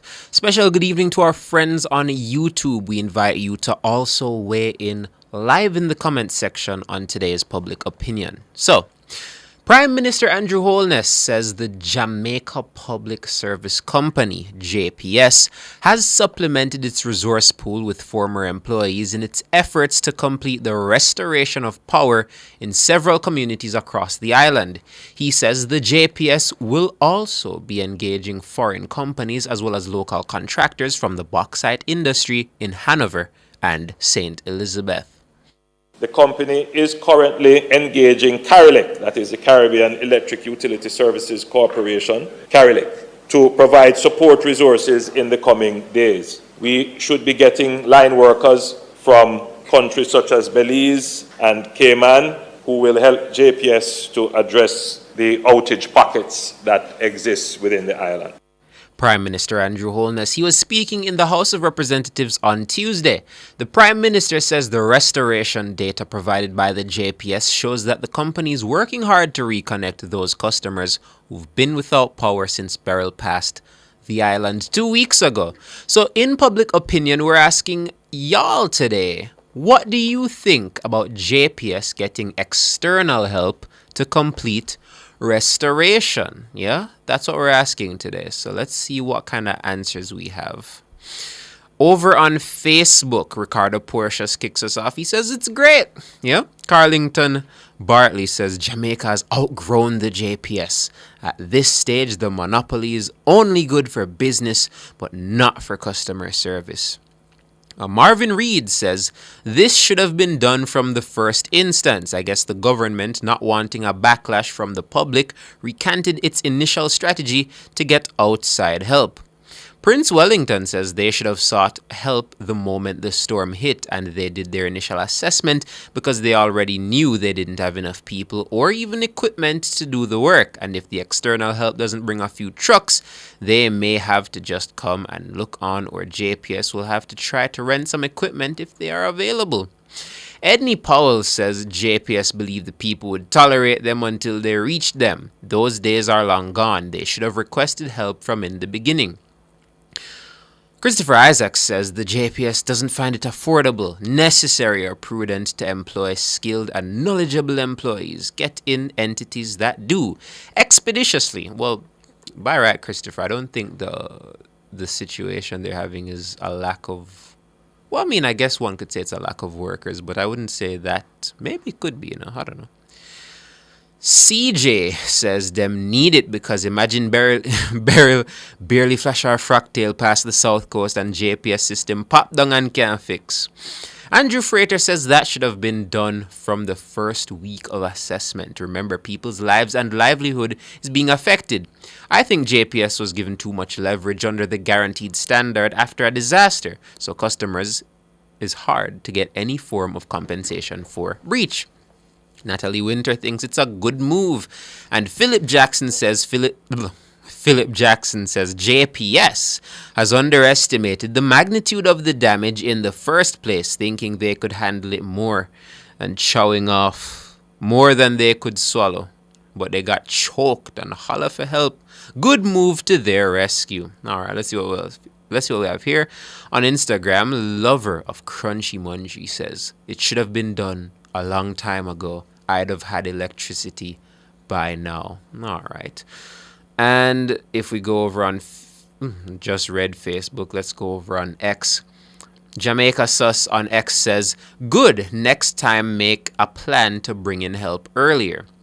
Robert Luars says, that's a good deal because it's a lot of work. So if they need the help, that's good. And lastly, Betty James says it's long overdue. But what do the YouTubers think? Yeah. What do the YouTubers think? Let's scroll through the comment section and see what there is to see. Yeah.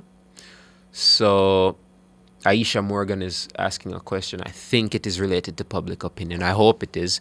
She says, if that's what we need, then we have to grab onto it. Will taxpayers have to foot the bill? Now, I'm not sure if this... When I asked Minister Vaz, it wasn't me that asked, but the question was brought to Minister Vaz today about whether or not the government would have to help foot the bill for these external workers that we're going to import basically to fix this. And he said that JPS had not contacted the government about funding this endeavor. So I think it's safe to say the taxpayers won't have to foot the bill, Aisha. Well, at least not right now, I guess. Yeah, no signs of that happening. Yes.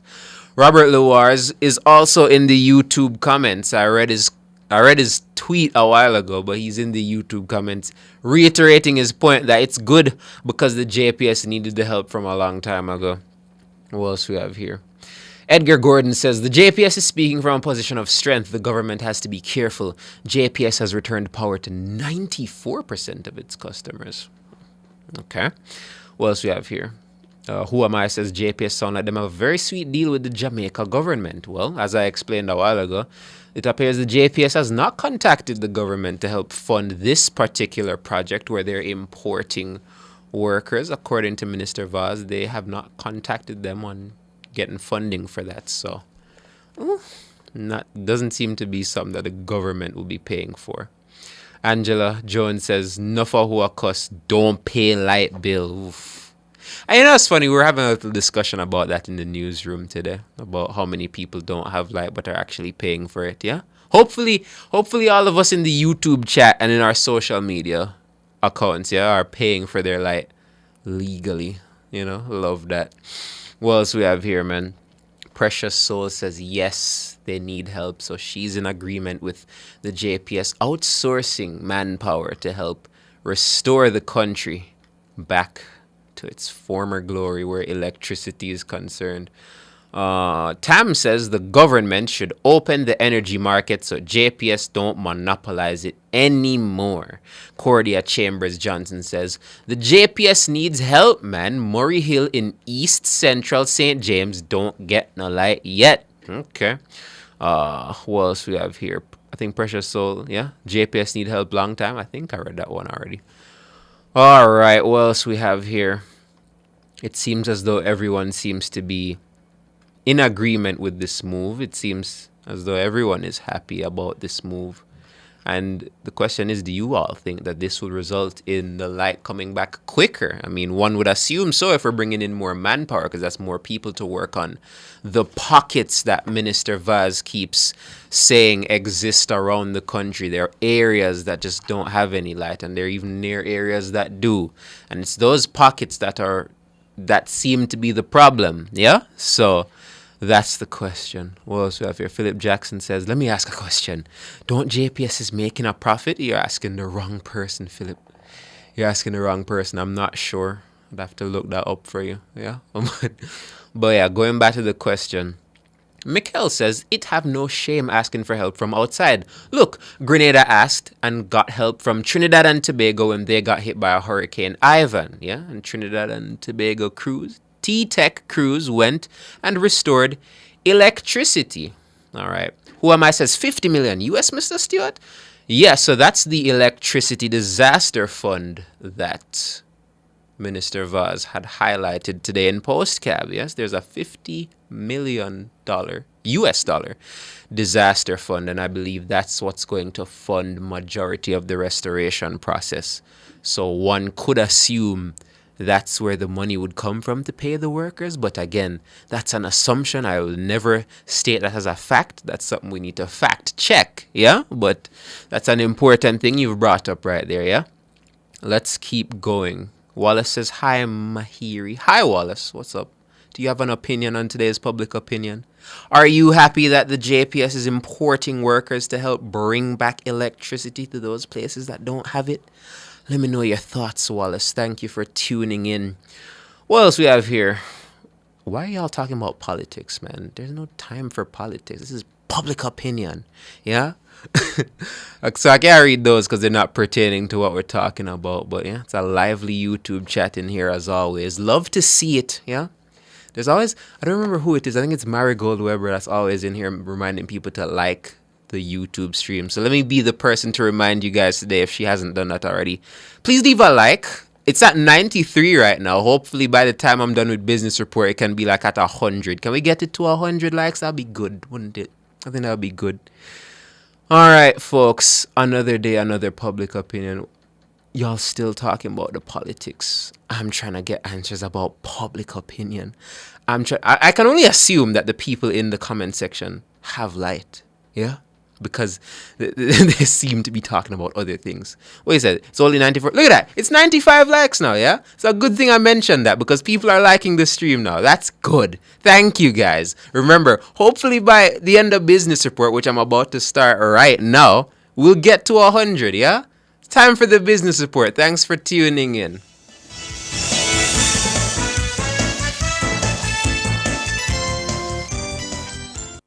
Public Opinion was brought to you by Cleasing Industrial Supplies Limited, Industrial Automation and Control Solutions.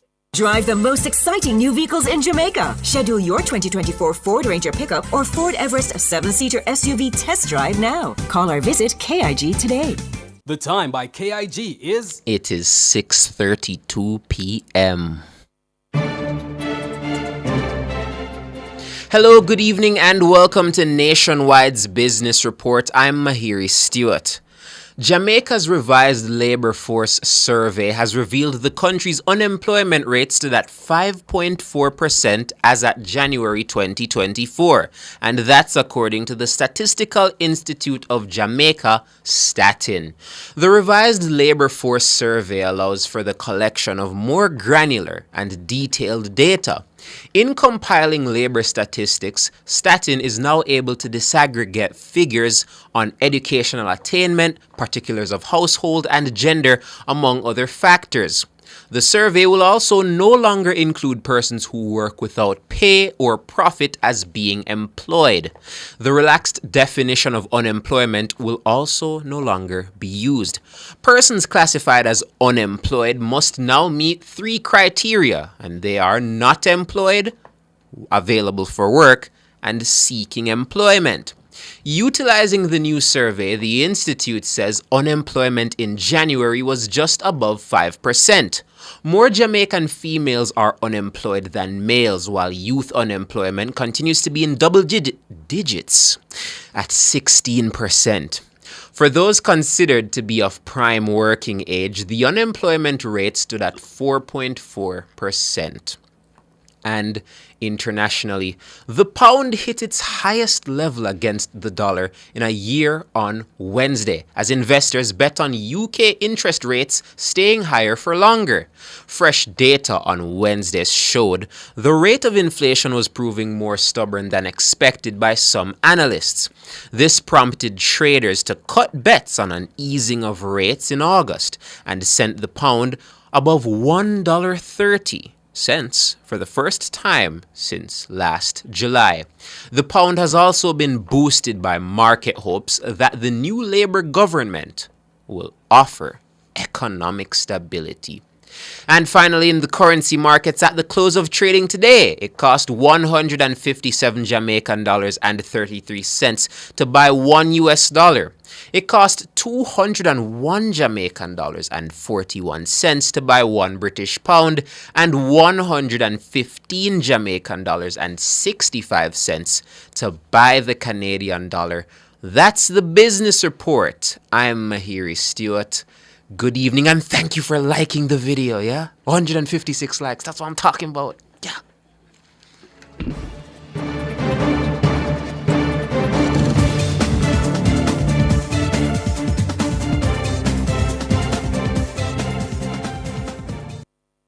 Did you know that many of my schoolmates have an unhealthy diet, especially at school? And now 23% of them are overweight and or obese? And so one less sugary drink at my school may mean one friend less, or 2 or 3, at risk of cavities or diabetes. And if we're served less foods high in saturated fats, sugar and sodium, it may reduce our risk from obesity, heart disease and high blood pressure. The solution is simple, right? Act now. Let's get unhealthy foods and beverages out of our schools. A message from the Heart Foundation of Jamaica and partners. Jamaica, Jamaica, it's here again. Phosphorage Super Summer Sale, July 1 to August 31.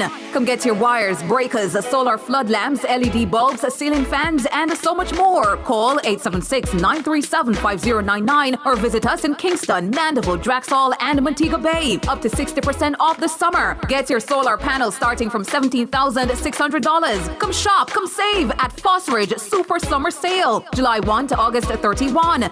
See you there at Phosphorage. Open Sundays. My Mega With so much to do in one location, make Megamart your one-stop shop. Pick up your groceries and houseware needs, grab a bite and pay some bills.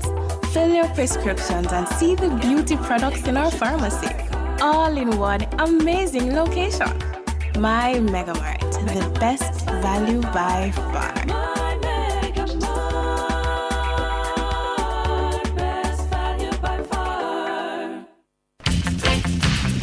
You live the life you love. Reggae Sumfest is back July 14 to 20. Get ready to turn up the heat and volume on Nationwide 90 FM as we broadcast live from Reggae Sumfest. Nationwide's broadcast kicks off at 8 p.m. on night 1 and night 2 for the Reggae Sumfest. That's 8 p.m. on July 19 and 20. Tune in as we capture the electrifying atmosphere of the Caribbean's largest reggae festival. These rows of flames are catching a fire. We'll bring you exclusive interviews with top artists, chat with excited patrons, and describe the hottest performances.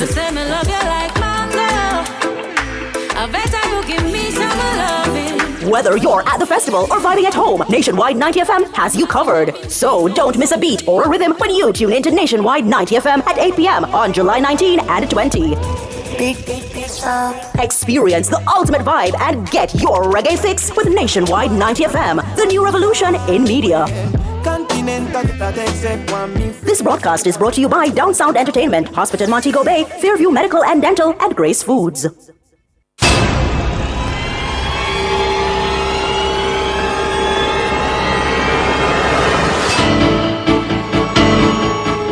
If it's in the public's interest, it's the nation's business during Nationwide at 5.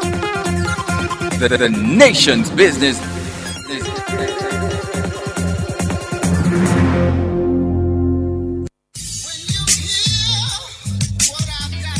Public opinion. Stop this foolish about this GLP and PMP business. We are a Jamaican. Different people. It's not a matter of a GLP or a PMP. I think it's more like where it is that you think you're comfortable, what support you can afford to make the country better. Different views. Most entertainers, they're not amenable to management, so the only thing that can ultimately structure them is the court and the prison. Public opinion. The voice of the people at 6:25 p.m. weekdays during Nationwide at 5. Tune into Nationwide at 6:25 p.m. for Public Opinion, where the people's views matter. Public Opinion is brought to you by Cleasing Industrial Supplies Limited, Industrial Automation and Control Solutions.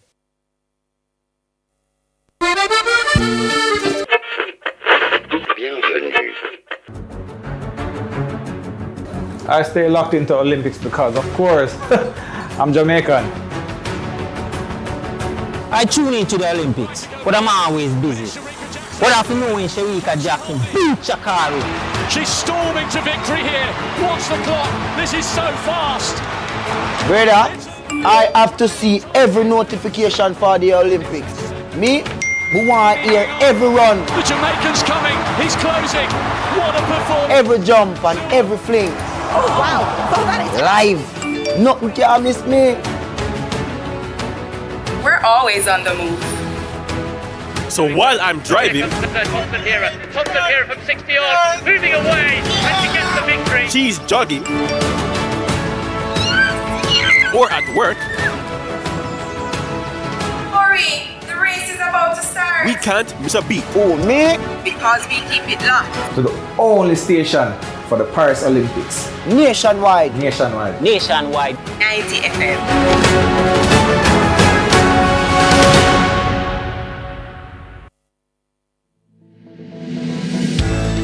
My name is Dujan and I come from Appleton Basic School. My Olympic hero is Usain Bolt. Away cleanly, Bolt has got a very good start indeed. One of my mottos is that, anything is possible. Don't think limits on that. And I feel that I've proven that throughout the years. I never thought I would be this great at what I've done. But I want to say to the young kids growing up, just live your dream, work hard, stay focused, and just be strong and just keep on pushing and it will come true. So thank you. Watch the clock, it's goal for Bolt, and again, he's done it again, a new world record for Usain Bolt. Stay tuned to the Paris Olympics at Nationwide 90 FM.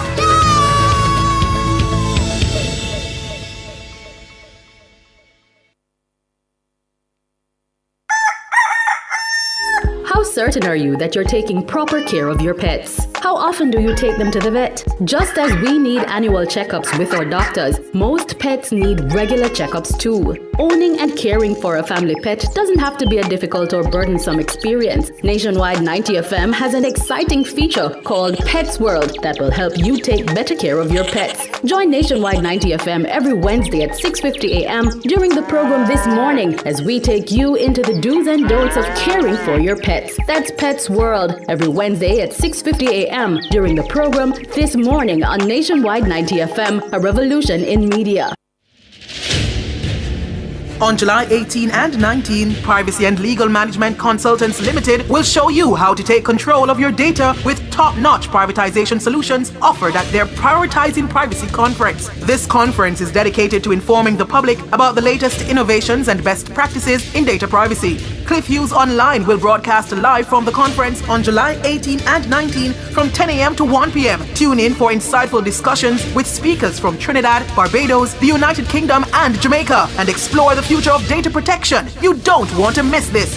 That's a live broadcast of the Prioritizing Privacy Conference on July 18 and 19 during Cliff Hughes Online, 10 a.m. to 1 p.m. only on Nationwide 90 FM, the new revolution in media. This broadcast is brought to you by Privacy and Legal Management Consultants. Taboo topics, bulletins after dark, riveting discussions, celebrity news and interviews, topics that are shunned by society, and everything else in between. Boyatings After Dark with Kareem Boyatings each and every Wednesday, 8 to 11 p.m. Boyatings After Dark. No topic is too taboo or hard to discuss. Come get your mind blown and your curiosity explored. Boyatings After Dark. I'm Dennis Brooks. I'm Alan Campbell. I'm Floyd Green. And I'm Garth Williams. Catch us on the Jamaican Dads podcast right here on Nationwide 90 FM, Thursdays at 8 p.m. with a repeat on Sundays at 6 p.m. The Jamaican Dads podcast is all about providing men with a healthy, safe, and functional forum to tackle many of the taboo topics that concern our masculinity. Like everyone else out there, we're dads of varying amounts of experience who come from different backgrounds and often view the world differently. We're definitely not perfect, but we're all brethren and we're all committed to this piece of rock called Jamaica. Too often, there are no safe spaces for men to explore the issues which are important to us. Plus, most of the content out there about parenthood is produced by women, for women. So we think it is important that we be the change we want to see. Follow us on YouTube, Facebook, Instagram, and Twitter at Jamaican Dads with a Z. And definitely join us here on Nationwide 90 FM every Thursday at 8 p.m. with a repeat on Sundays at 6 p.m. for the Jamaican Dads podcast. It's a revolution in media. Nation's Business is brought to you by BH Paints. Paint it, love it with BH Paints.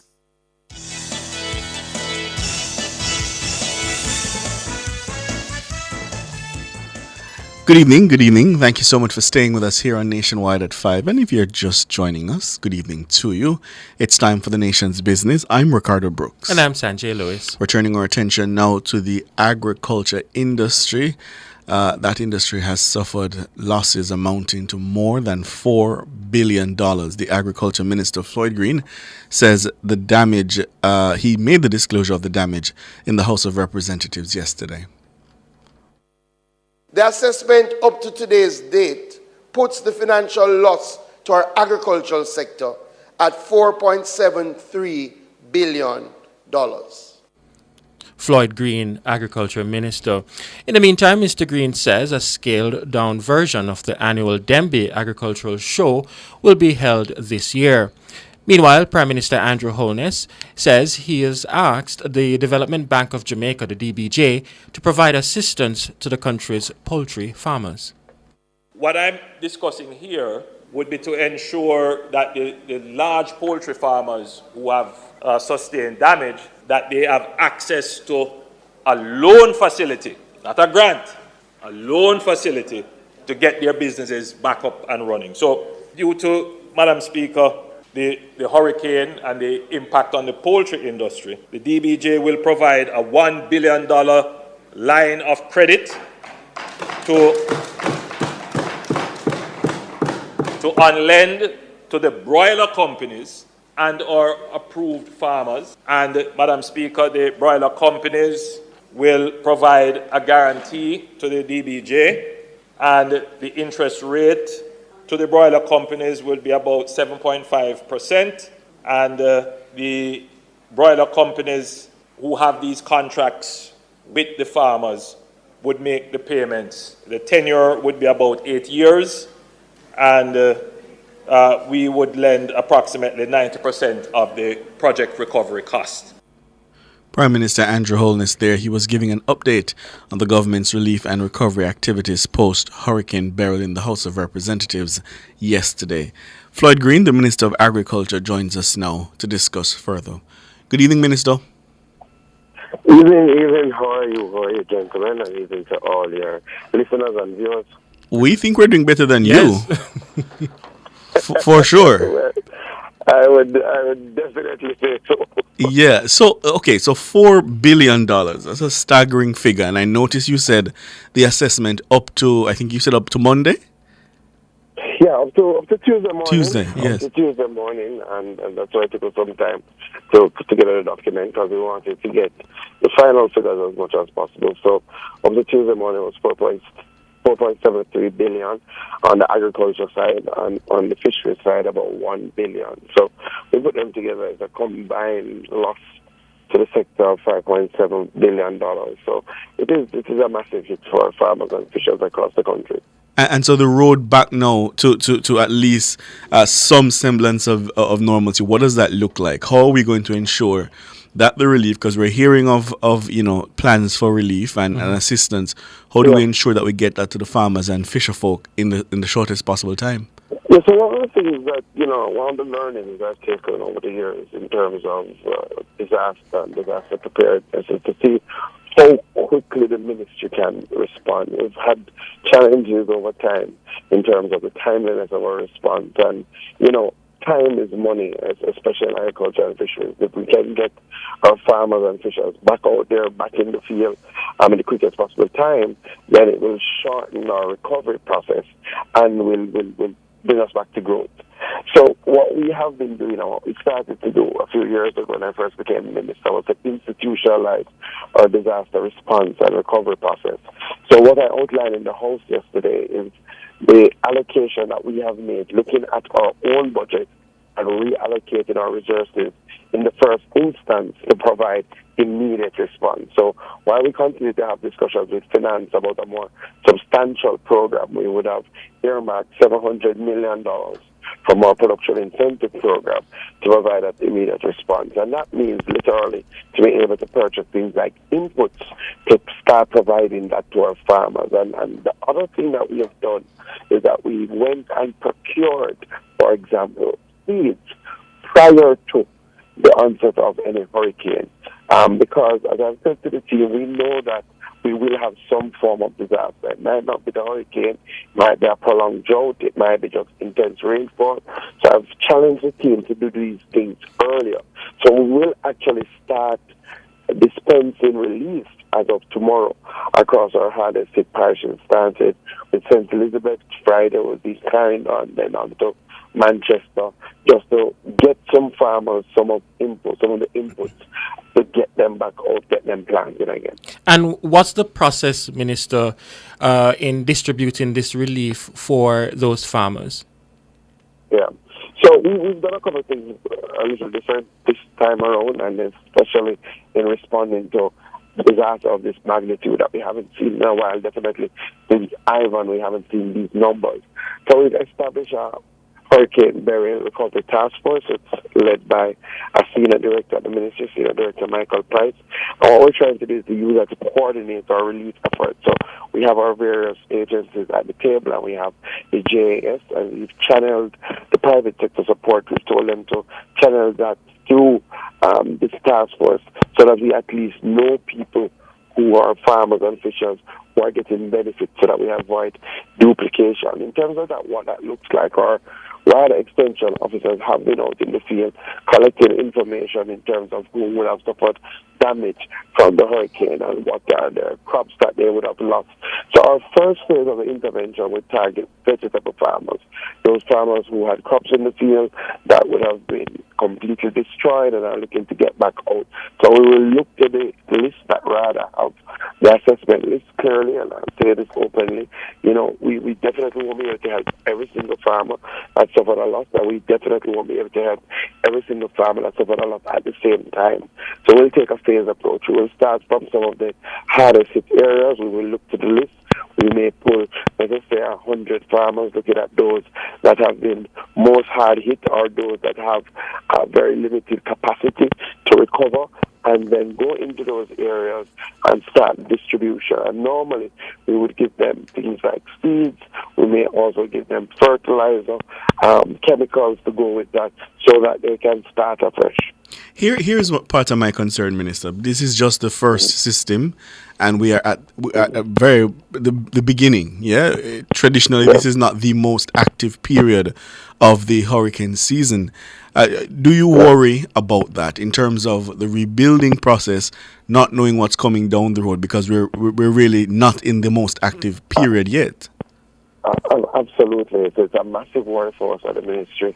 I can tell you myself and the permanent secretary have had many conversations about this. We are not normally responding to weather events of this nature in July and June, and normally it's August, September. So we are extremely concerned that that there could be more. And unfortunately, there are some vulnerabilities that we can't avoid as a small island state. So, not only did we this time see our outfield farmers having a tough time, but even our greenhouse farmers, and clearly we've been seeing some more farmers go into protected agriculture, and we've seen the benefits of that, because normally our protected agricultural structures can withstand extended drought, can withstand extended periods of rain, but this time they were faced with massive winds. In fact, I'm actually literally coming out of Clarendon now, where I've just visited with some greenhouse farmers, and I mean, we have one farmer who lost 45 greenhouse structures, another farmer in the area who lost 8 greenhouse structures, and that is 8 of about 12. So he would have lost the majority of his greenhouse. So, we are concerned that we may see more. But, one of the good things, and I tell you that I have been in the field most of today, our farmers are resilient. Our farmers are strong.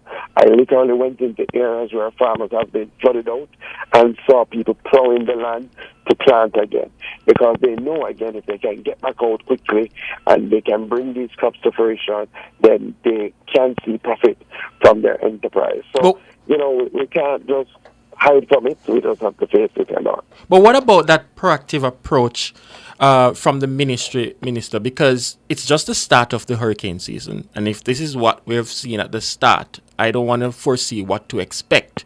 So what measures your ministry will come up with to help farmers to ensure that there's more sustainability within the system? Yes, a couple of things. And again, I think we've taken a proactive risk in relation to response.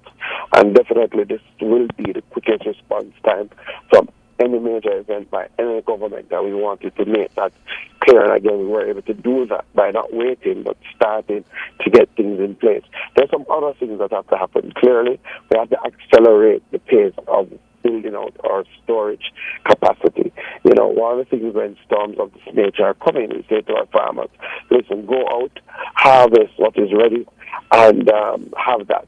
But even if they do follow that and they harvest it, unless we have the storage, we will still run into issues where the supply will fall off quickly because of the shelf life of the products that they're harvesting.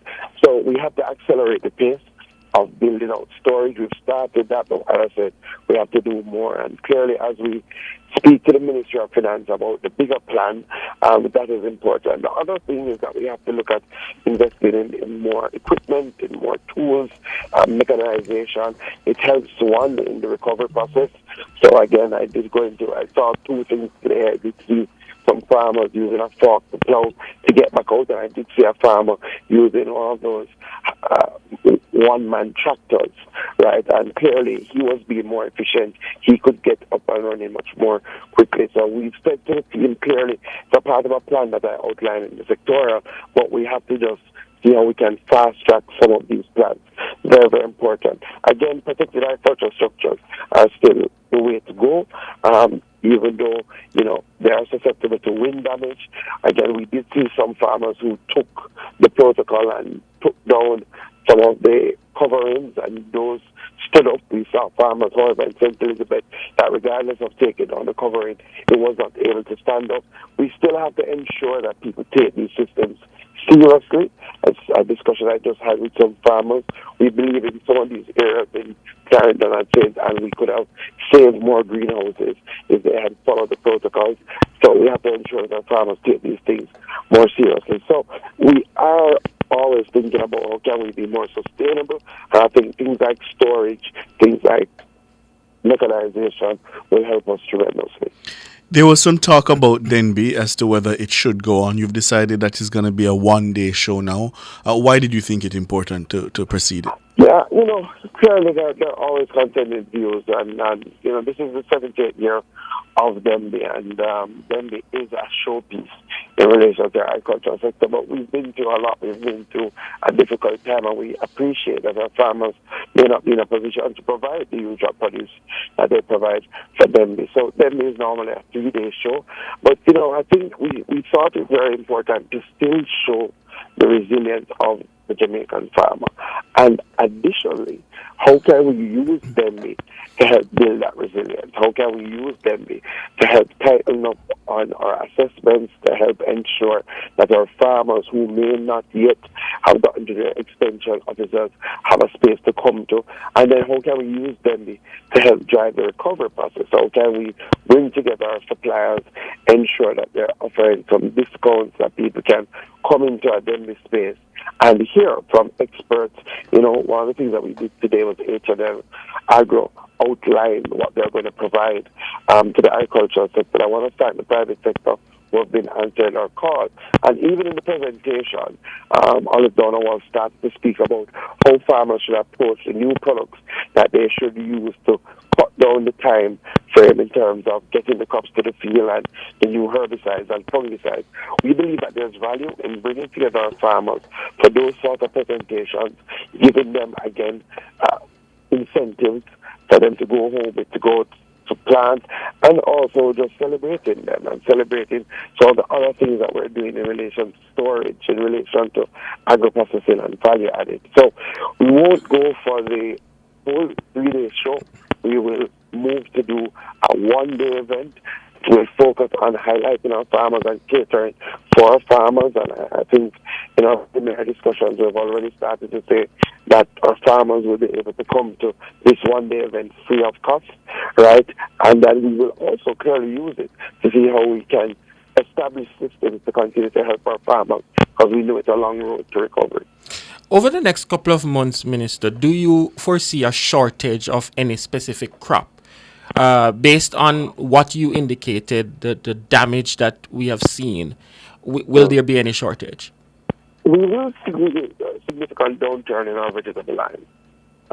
So the tomato, carrots, sweet pepper, cabbage, lettuce, we do expect that we will see that turn in those supplies. And, we do expect that in another week or so that can start to become very evident.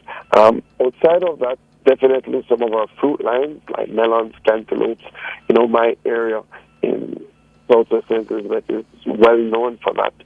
And a number of our farmers suffered complete loss in those lines. So we do also expect to see downturn in our cantaloupes, honeydew, melons. Our young farmers have also been hard hit. Clearly, you've heard about our banana and plantain farmers. 90% of our commercial farmers have lost all their crop. So you will see some downturn in banana planting over the next couple of weeks. And then I don't expect that we'll see necessary downturn, but we have taken a hit on the small poultry farmer side, both on the layers, those who produce eggs, and on the broiler chicken, those who are producing meat. We saw a number of losses for small poultry farmers who not only lost birds, but they also lost houses. Thankfully, we do have some major companies that we still think will be able to push through, and we are already out in the field trying to get chickens back into the hands of people, our farmers, poultry farmers, who have the capacity to continue to push that forward. The Prime Minister would have announced a line of credit to the DBJ for major poultry farmers so that they can build back quickly. I think that will help. But definitely our vegetable lines, we will see some downturn, or fruits and some tubers. Mm-hmm.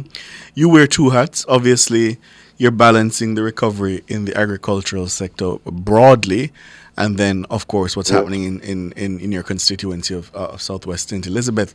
What's the situation there on the ground now? How are the people coping? So it's been a tough 2 weeks for the people of Southwest St. Elizabeth. I'm very honored to represent some of the most resilient people in the world, definitely some of the proudest people, and some of the most hardworking people.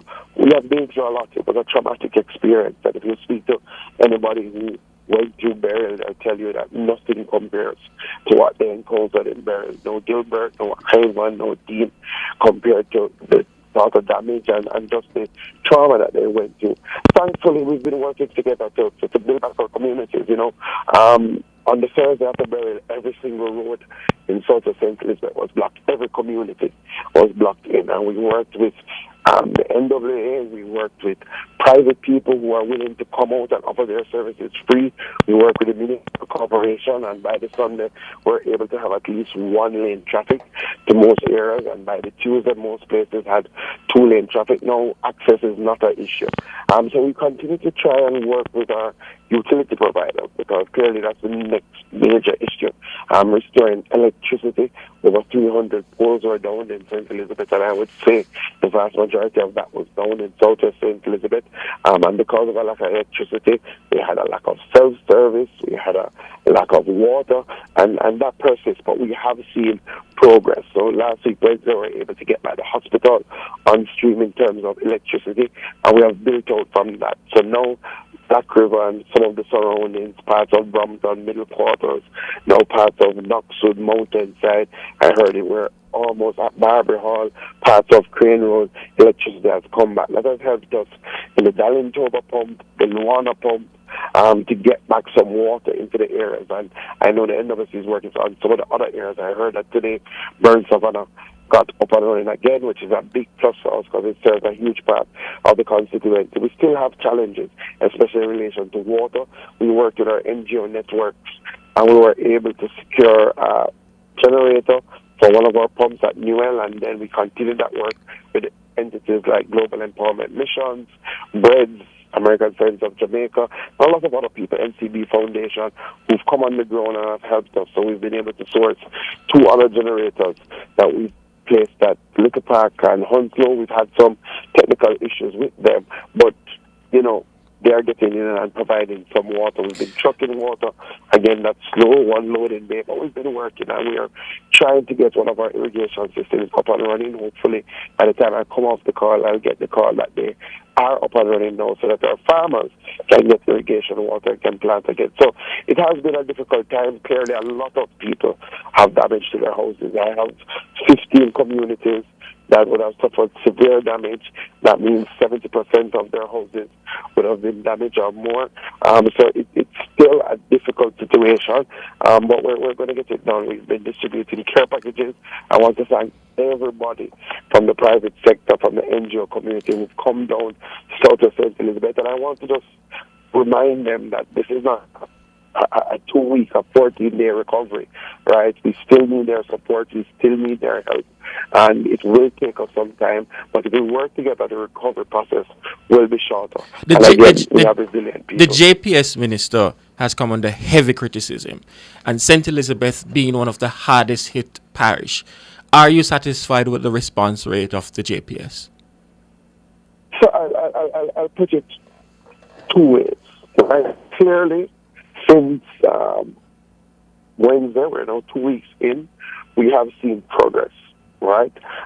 Clearly having first-hand seen the sort of damage to poles, and not only does the poles that were down and broken, but the poles that were just bent out of shape, transformers on the ground, I did appreciate that it would take some time, and I've been communicating that with our citizens.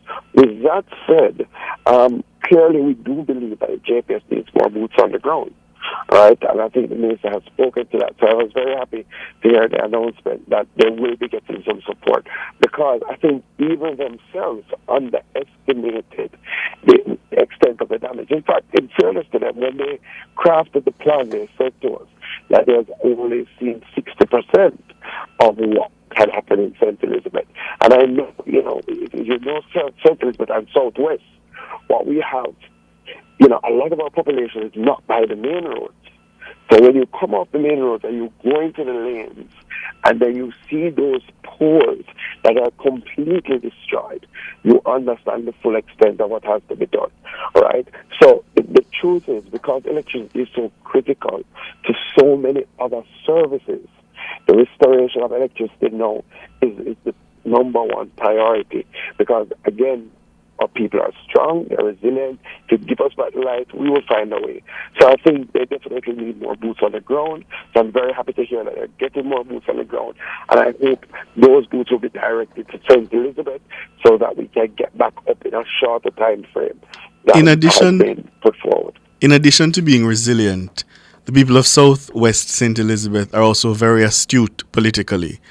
They almost always vote where the governing party goes, or the party that wins the election. And you know very well, Minister, that at some point the frustration will turn to politicians. Do you worry that if the recovery effort is not expedited, that you could face political problems in Southwest? You know, what I've tried to do, and is what I've tried to do from the start, from my came into Southwest St. Elizabeth in 2014, make 10 years from I won the seat in 2016, is really just give it my all, just give it my best every single day, and just to keep in contact with the people and let them know, and hopefully they see and appreciate that I give it everything. I mean, since Tuesday, before burial, I really have hardly slept, because that Tuesday night, I said to the persons that PJ Plains primary at their graduation on the Tuesday before burial that was held in the St. Peter's Anglican Church, I said to them, listen, take this one seriously, because I've been looking and it's tracking a lot like Ivan. And for us, Ivan was our most, impactful storm, hurricane. And, it's so sad that very church, the PJ Plains primary church, has been almost completely devastated by burial. So since that night, I haven't had much sleep, and what I have been focused on is trying to ensure that whether it be water, whether it be electricity, whether it be the clearing of the roads, that we respond in the quickest possible time. And I think people have seen that, and I've worked with all the agencies. I mean, we had an issue over the weekend where we've really seen a significant rise in our mosquito population. I mean, I've been on a lot of tough time. I've been on Mr. Brissett. We've got more boots on the ground. They've tripled the amount of vector control persons. They've increased from just one day vector operations to morning and afternoon. So, I've always said, put in the work and let the people decide. Two of our health centers have been destroyed. Well, not destroyed, but the roofs have been destroyed. So they're inoperable. Newell and Southfield already. We've identified some replacement locations. Barbary Hall for the Newell Health Center, and the Diabetes Center, PJ Plains for the Southfield Health Center. And work has already started in that regard. You're facing... Go ahead. Sorry. Yes. No, that's a finish. I've called NET and the Minister of Education. But there are schools that have been severely impacted. NET has set down a team. We already have contractors that have been put in place for two of the schools, definitely Mountainside, which was the most impacted. So, from where I sit, I will give it my all to ensure that the people of Southwest St. Elizabeth can get back to normalcy in the quickest possible. So you're not so concerned about the politics of it, and that the frustration of the people, as Ricardo indicated, will eventually turn to you and may reflect whenever the election is called, you're at the polls? I've always said, and my mother has always said, just give it your all. Give it your all. Once you have done as much as you can do, then you can just rest assured. And you're facing a hometown girl, aren't you? She's a teacher, I understand, from the constituency? Yeah, I face a hometown. I've always faced hometown people. Is that you saying you're not phased? Is that your way of saying you're not phased? The representative was somebody who worked in the bank and used to be very important in terms of people pursuing entrepreneurial activity, and would have written a number of loans and was well known and well liked. The first person that I ran against was the son of the former MP who served for the longest possible time. In politics, you take nothing for granted. everybody stands a good chance. Right? Everybody can go out there and get people to put their faith and trust. So I don't work because of candidates on the other side. I genuinely got into politics because I love it, and I want to see a better for my people. And I get up every day thinking about how can I make a difference. So I just put in the work. You know, we put in the work before even up to 2016, put our trust in the people, and we were able to be successful. We did it again up to 2020, and we were able to be successful. Each time it does get more challenging. Expectations do rise every time you win another election, because, you know, some of the long-standing problems, people believe they should have been dealt with already. So you always face that as an incumbent. But again, I will give it my all every day. While we're doing this hurricane recovery, a lot of people know, while we're doing this hurricane recovery, I had the team from Spark on the ground yesterday and today, going across the constituency, looking at the roads that we've already gone through a consultation process to have done under the Spark program. So, you know, our work doesn't stop. So the work is one thing, but what's the state of your machinery, though? My machinery is good. I have some of the best workers in the country. And when the Labour Party workers come out and give it their all, we win comfortably, right? So the machinery is good. The machinery is oiled. You know, all the things I have. Thankfully, I had a management team from 2014, and that remains intact, and we meet regularly. Clearly, we had multiple meetings since this disaster has happened, just to look at how do we treat with it, right? And again, I think people know when we face things like this, I don't see politics, right? I don't see PMP and JLP. I go just to try and represent the people. So the machinery is good. Again, in politics, you take nothing for granted. There's always more that can be done. There's always tweaks that you need to do. You always need to reassess the machinery and try to ramp it up.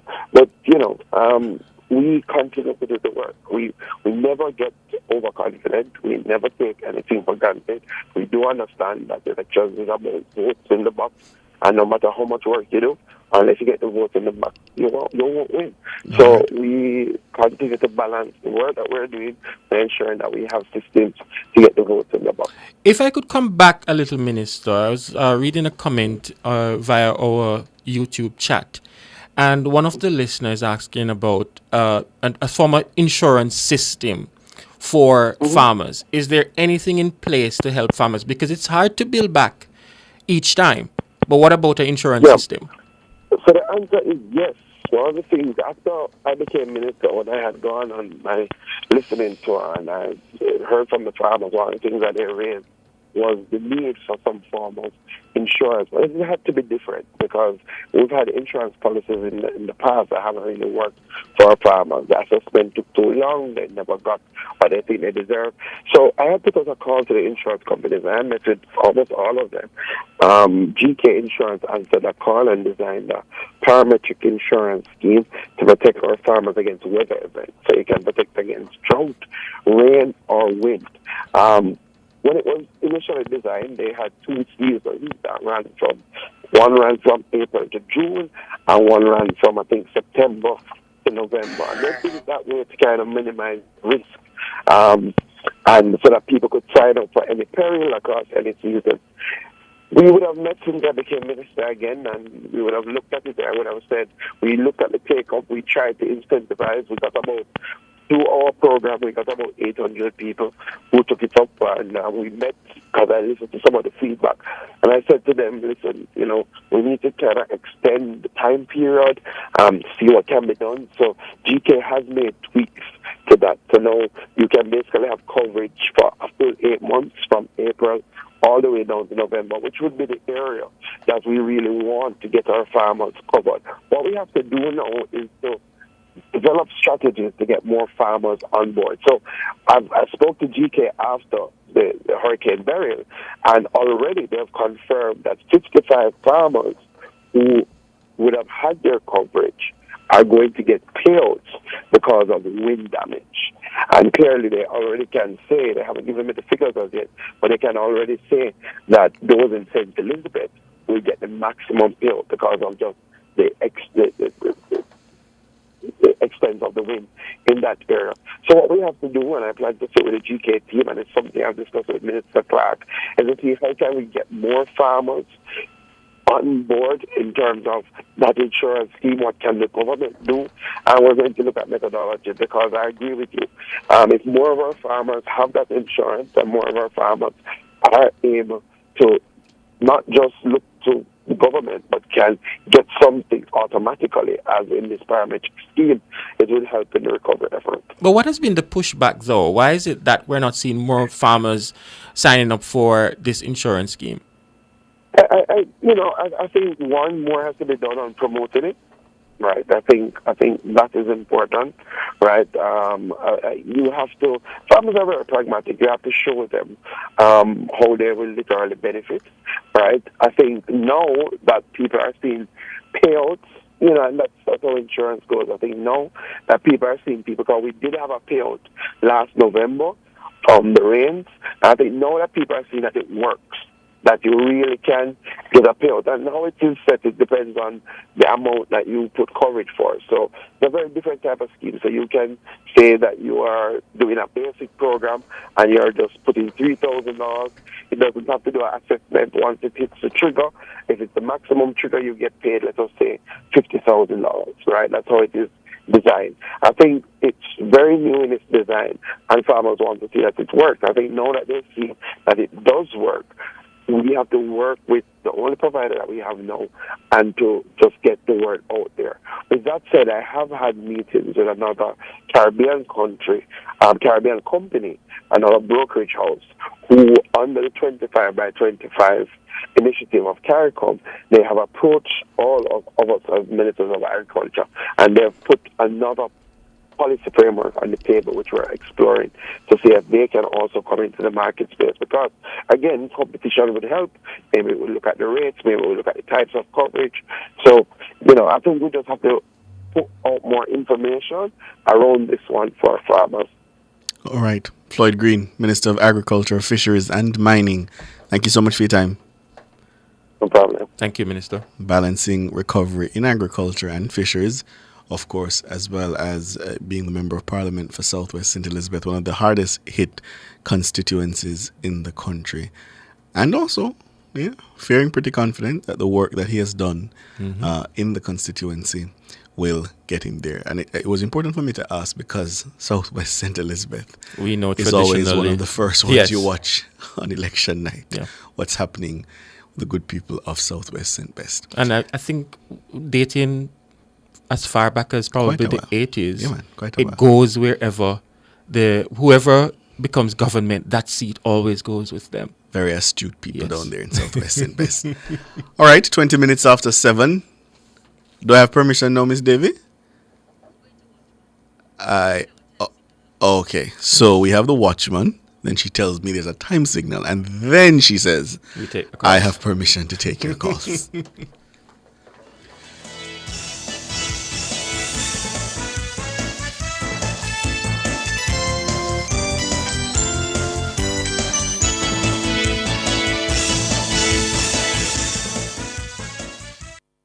Nation's Business was brought to you by BH Paints. Paint it, love it with BH Paints.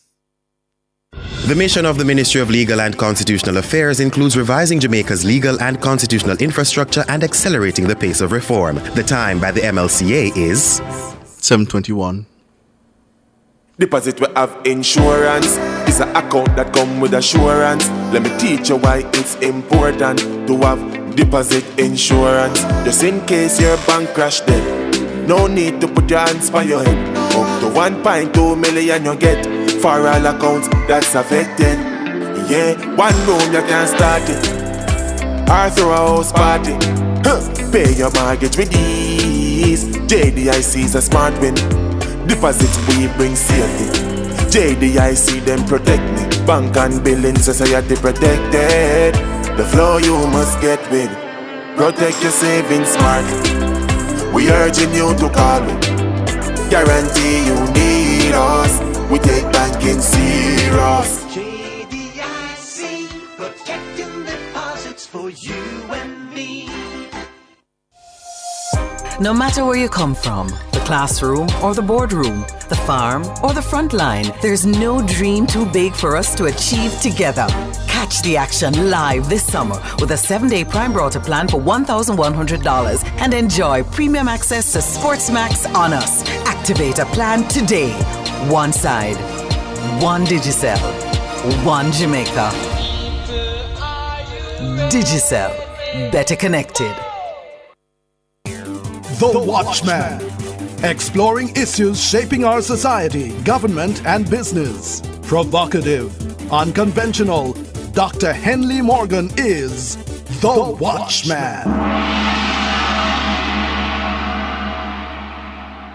Good evening. Beating controversy gathers steam. As a little boy, a new headmaster arrived at my primary school.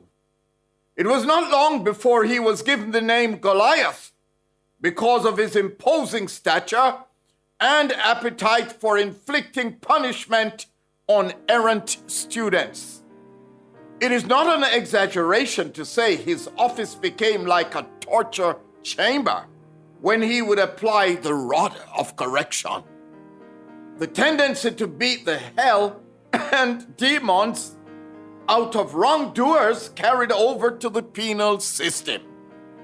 Again, I vividly recall as a child, a man coming to the manse, my family home, taking off his shirt and showing his back to my father. The man had just returned from prison where he had endured several licks of the cat-o'-nine whip for a crime which later in life I understood to be rape.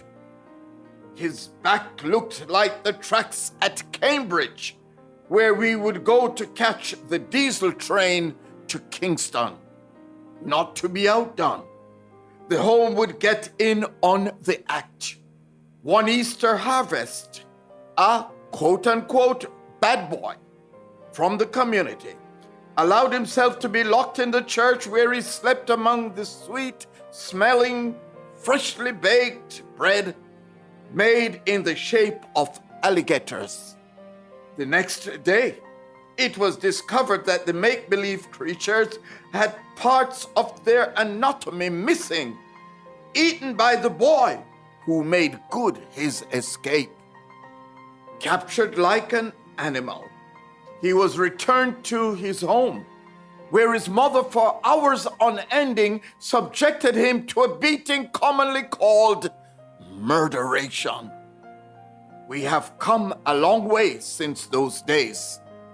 With the help of legislation and education, corporal punishment has been largely eliminated from the penal system and from schools. The spotlight is now turned on the home. Addressing the Ministry of Justice's Child Diversion Forum at the Spanish Court Hotel in commemoration of Child Month, May 2024, Justice Minister Delroy Chuck said the following.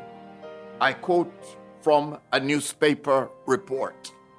The government intends to outlaw any form of corporal punishment. We have done so in the schools, and we want to do it in the homes because it is wrong. It doesn't help the child. End of quote by Justice Minister Delroy Chuck. One church group was quick to accuse the government of overreach. To head off the approaching tsunami of protest, the office of the Prime Minister in a hurried statement said, no decision had been taken to ban corporal punishment in homes. Instead of banning corporal punishment in homes, my suggestion is for the government to adopt the American Academy of Pediatrics definition, which is, and I quote, non-injurious open-handed hitting with the intention of modifying child behavior, end quote. Parents should be given guidelines and access to training in applying the policy. Excesses should be dealt with under the provision of suitably amended Offenses Against the Person Act, or other relevant legislation. Leave what happens in the home between parents and their children alone. A word for the wise is sufficient. Think on these things. Produced by Agency for Inner City Renewal, AIR, and recorded in the Jamming Studio Trenchtown, a breath of fresh air bringing change to the inner city.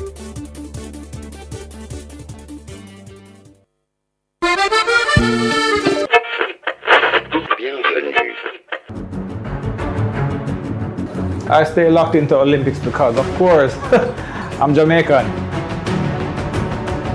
I tune into the Olympics, but I'm always busy. What have to know when Sharika Jackson beat Shakari? She's storming to victory here. Watch the clock. This is so fast. Brother, I have to see every notification for the Olympics. Me, who want to hear every run. The Jamaican's coming. He's closing. What a performance. Every jump and every fling. Oh, wow. So that is live. Nothing can miss me. We're always on the move. So while I'm driving, Thompson here from 60 yards, moving away, and she gets the victory. She's jogging. Or at work. Hurry, the race is about to start. We can't miss a beat. Oh, me? Because we keep it locked. To the only station for the Paris Olympics. Nationwide. 90 FM.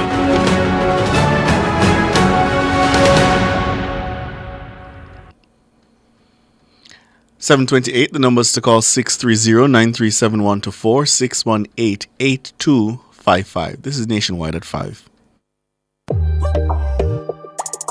I'm Dennis Brooks. I'm Marlon Campbell. I'm Floyd Green. And I'm Garth Williams. Catch us on the Jamaican Dads podcast right here on Nationwide 90 FM, Thursdays at 8 p.m. with a repeat on Sundays at 6 p.m. The Jamaican Dads podcast is all about providing men with a healthy, safe, and functional forum to tackle many of the taboo topics that concern our masculinity. Like everyone else out there, we're dads of varying amounts of experience who come from different backgrounds and often view the world differently. We're definitely not perfect, but we're all brethren and we're all committed to this piece of rock called Jamaica. Too often, there are no safe spaces for men to explore the issues which are important to us. Plus, most of the content out there about parenthood is produced by women, for women. So we think it is important that we be the change we want to see. Follow us on YouTube, Facebook, Instagram, and Twitter at Jamaican Dads with a Z. And definitely join us here on Nationwide 90 FM every Thursday at 8 p.m. with a repeat on Sundays at 6 p.m. for the Jamaican Dads podcast. It's a revolution in media.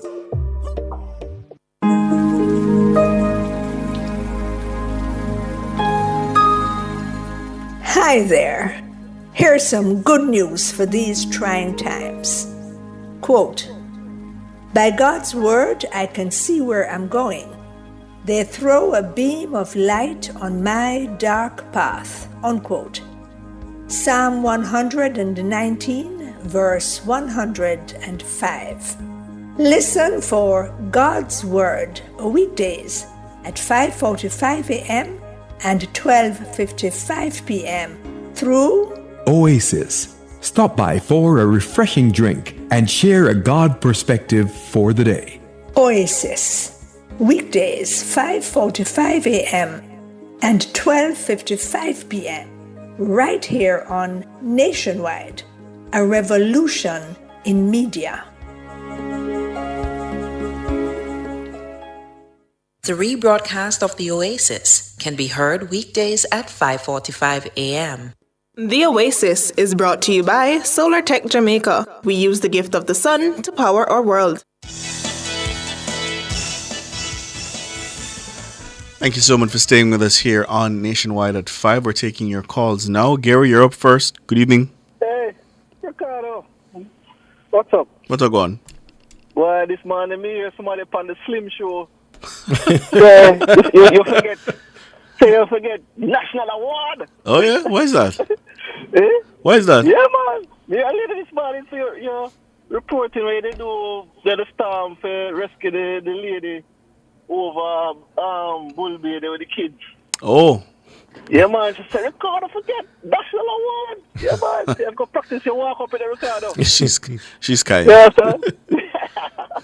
Hey, look here, though.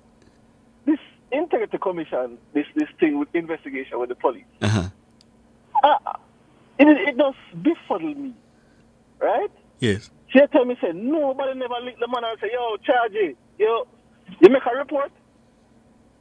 You, you think about nobody never ask him? You just run out and say something? The integrity commission? That's all right?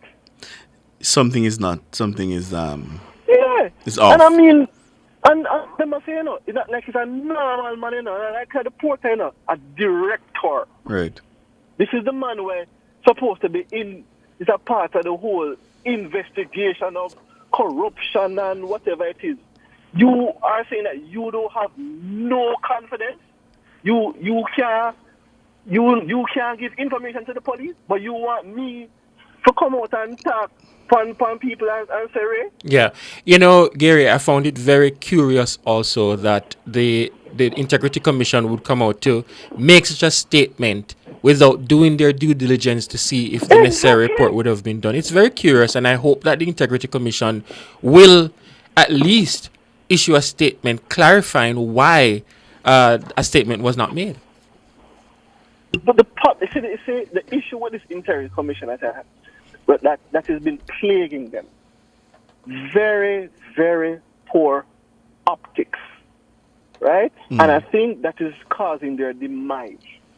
Because a lot of things, they could just issue a statement and clear up and just say, it doesn't even have to be a gag, but this gag clause that they hide them behind or whatever it is, all they need to do is just come out and say something, right?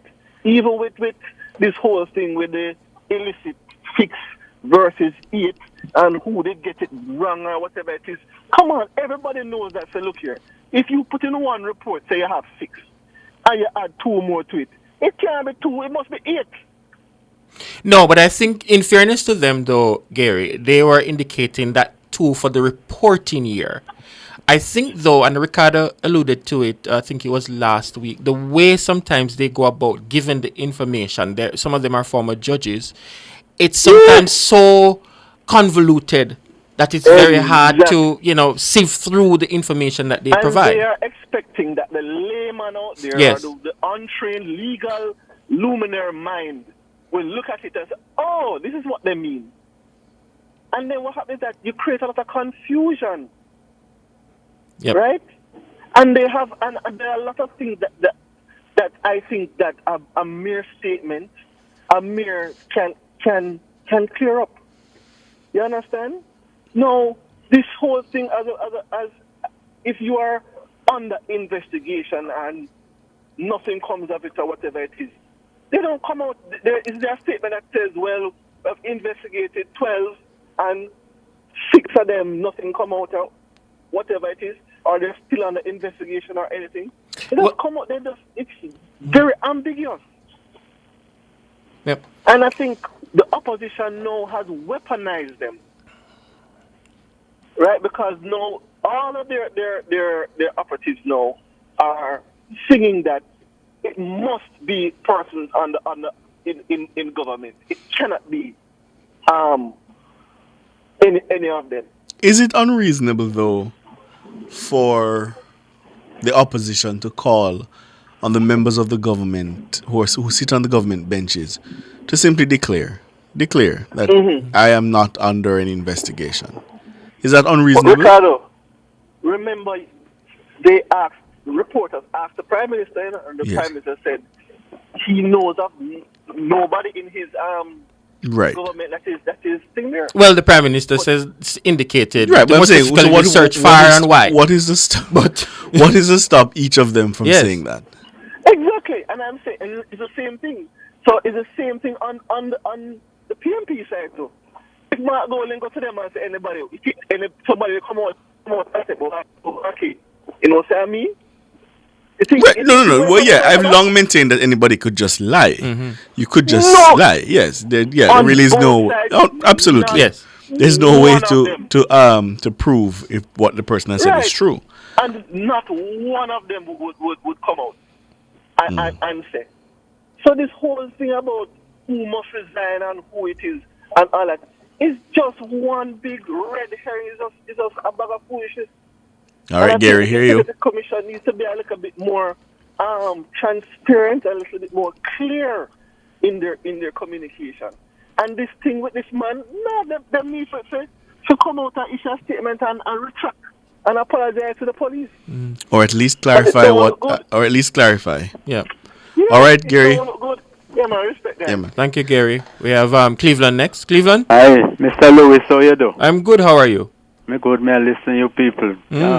Ricardo, tell me something. You think the IC people themselves here, person is there that they're investigating, and you expect any of the here will just come out and say, yes, I am one? I don't expect them to, because you're going to incriminate yourself. Okay. Well, look.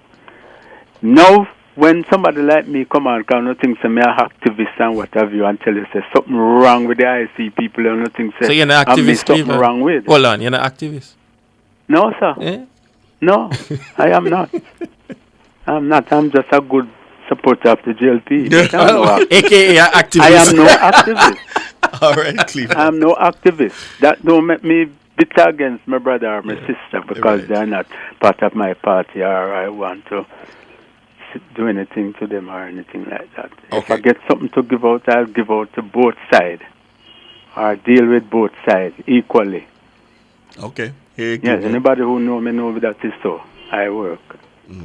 All right? But something wrong with those people, and we keep saying it. And you people on radar keep supporting them as if they're angels. Who is supporting them as if they're angels? Nothing is wrong with them. Who is doing that? You see? When you have no discussion, boy, when you make the rest of us look like we just against the No, Cleveland, no, that's not true. When they deserve criticism, they are criticized. Well, anyhow. Yes. Well, you people from Nationwide not too bad. And my friend come over now, so not too bad. I suppose they will understand that. Are we at your word for Cleveland? All right, Cleveland. You know, but look, what do you think those people can ever come back and tell we, the Jamaican people, that we're going to believe them? You tell me. So what if they change their course of action and they start being more responsive? They start to be, more receptive to public criticism. No, still look for that again. Look for that. Them get enough opportunity and then still never take it up and clear up whatever. Okay. So you write them off. Yes. Okay.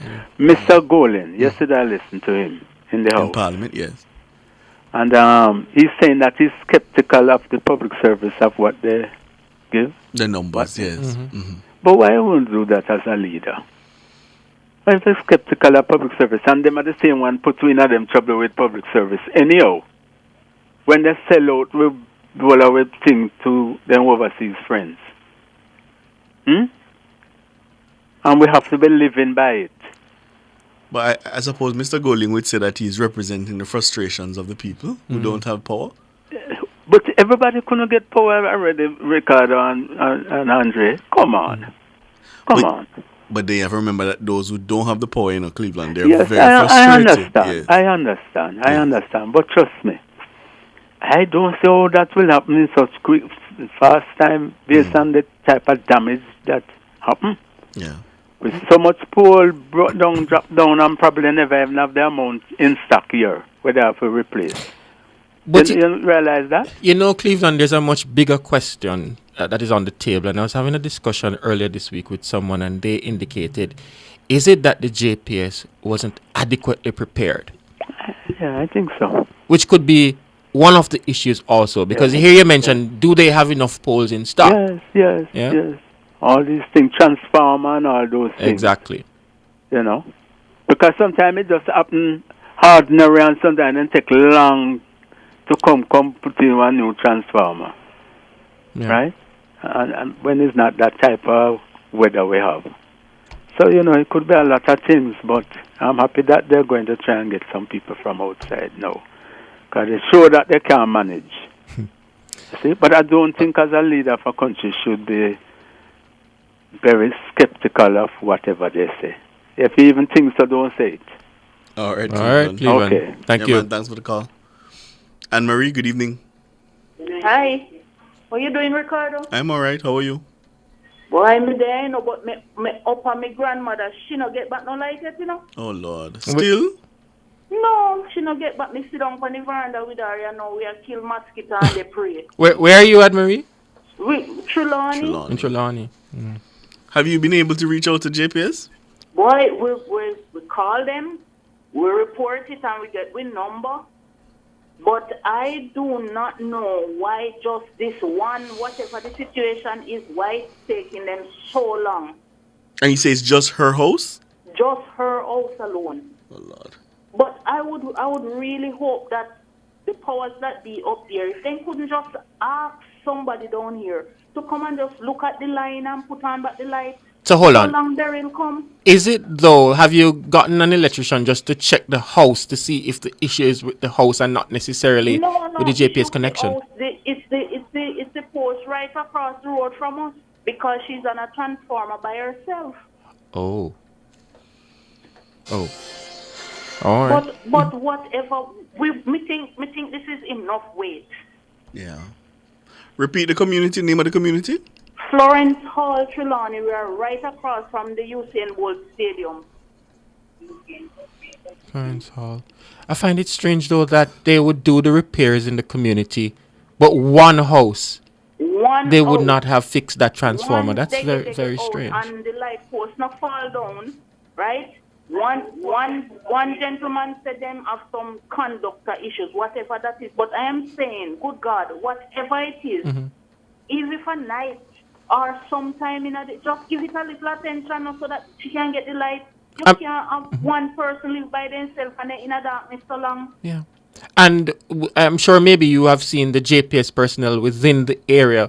Did you try to get from them an assessment as to why is it that they would have left that one house and not repaired? The guy told us that they looked at it and there is some conductor that needs attention, and that is why I'm saying whatever the conductor does and whatever work needs to be done to that, at some point they can find little time and just do it. Sorry, it's just one person. I don't even like to say, boy, she's alone and she old and all, because, nobody thinks that it's crime of opportunity. Yes. But good God, man.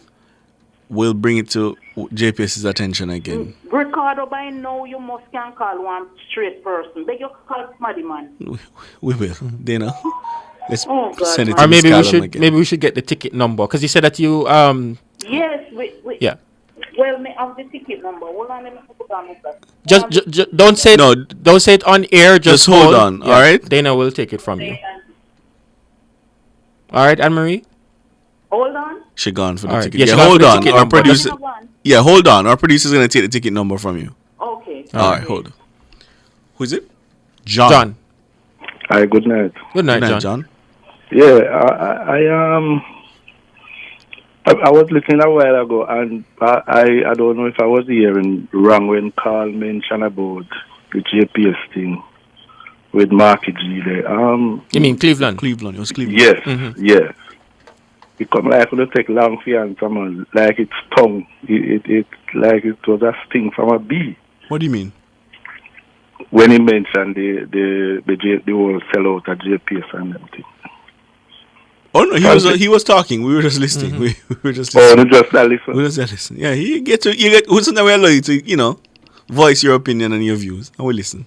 Yeah, but frankly speaking, too like that speech I will make still, because them are the one where mash up JPS, Them who? And the opposition people, remember them sell it out. They sell it to one broke place, You mean the People's National Party when they were in government? Yes. Mm-hmm. And within no time, the place make a bag of money, pay off all them debt, and then them resell it. But would you say, though, that when the JPS was sold, the JPS was in a good position, because I remember prior to it being sold, they had a lot of issues. The power supply, the generating capacity wasn't at its optimum. So it's not that JPS was in a great condition when it was sold. Yeah, that is true. We had a lot of problems, but all right. Let's say them sell it the first time. Why resell it again? Well, it wasn't resold by the government, The owners at the time, they sold their stake and they sold it to another company. Well, I am of the view that they should put something in place that if they're going to sell it, they should sell it back to Jamaica instead of sell it to somebody else. I don't know if it will be in a better position. To be fair to the JPS, though, you remember the days of load shedding? Yes, man. I don't want to go back there at all. Never say Wally sabotaging and like just going. Like just going for the entire day. I remember it. I don't want to go back there at all. No, but in all fairness, still, we have to give them thumbs up still, because really when we see happen to some people, we spot me I just a mango tree blow off my house and tear off the wire and things like that. But some people get it bad and some place bad. Yes. The only thing with me that say now, JPS should have them old tractors and things like that. Them shouldn't have to wait for NAA for clear road and them thing there. You understand? Them should have all of them big equipment that for going at them hills and because of the kind of work that they do. Yeah. Yes. That's fair, and I've said I don't think that they were adequately prepared for the storm, and it's showing now. Yes. But based on what them say, FIFA August, even though people are suffer still, because we remember Gilbert, Uncle Gilbert, That is a man who has 6 months time, you not get no ice water for drinking.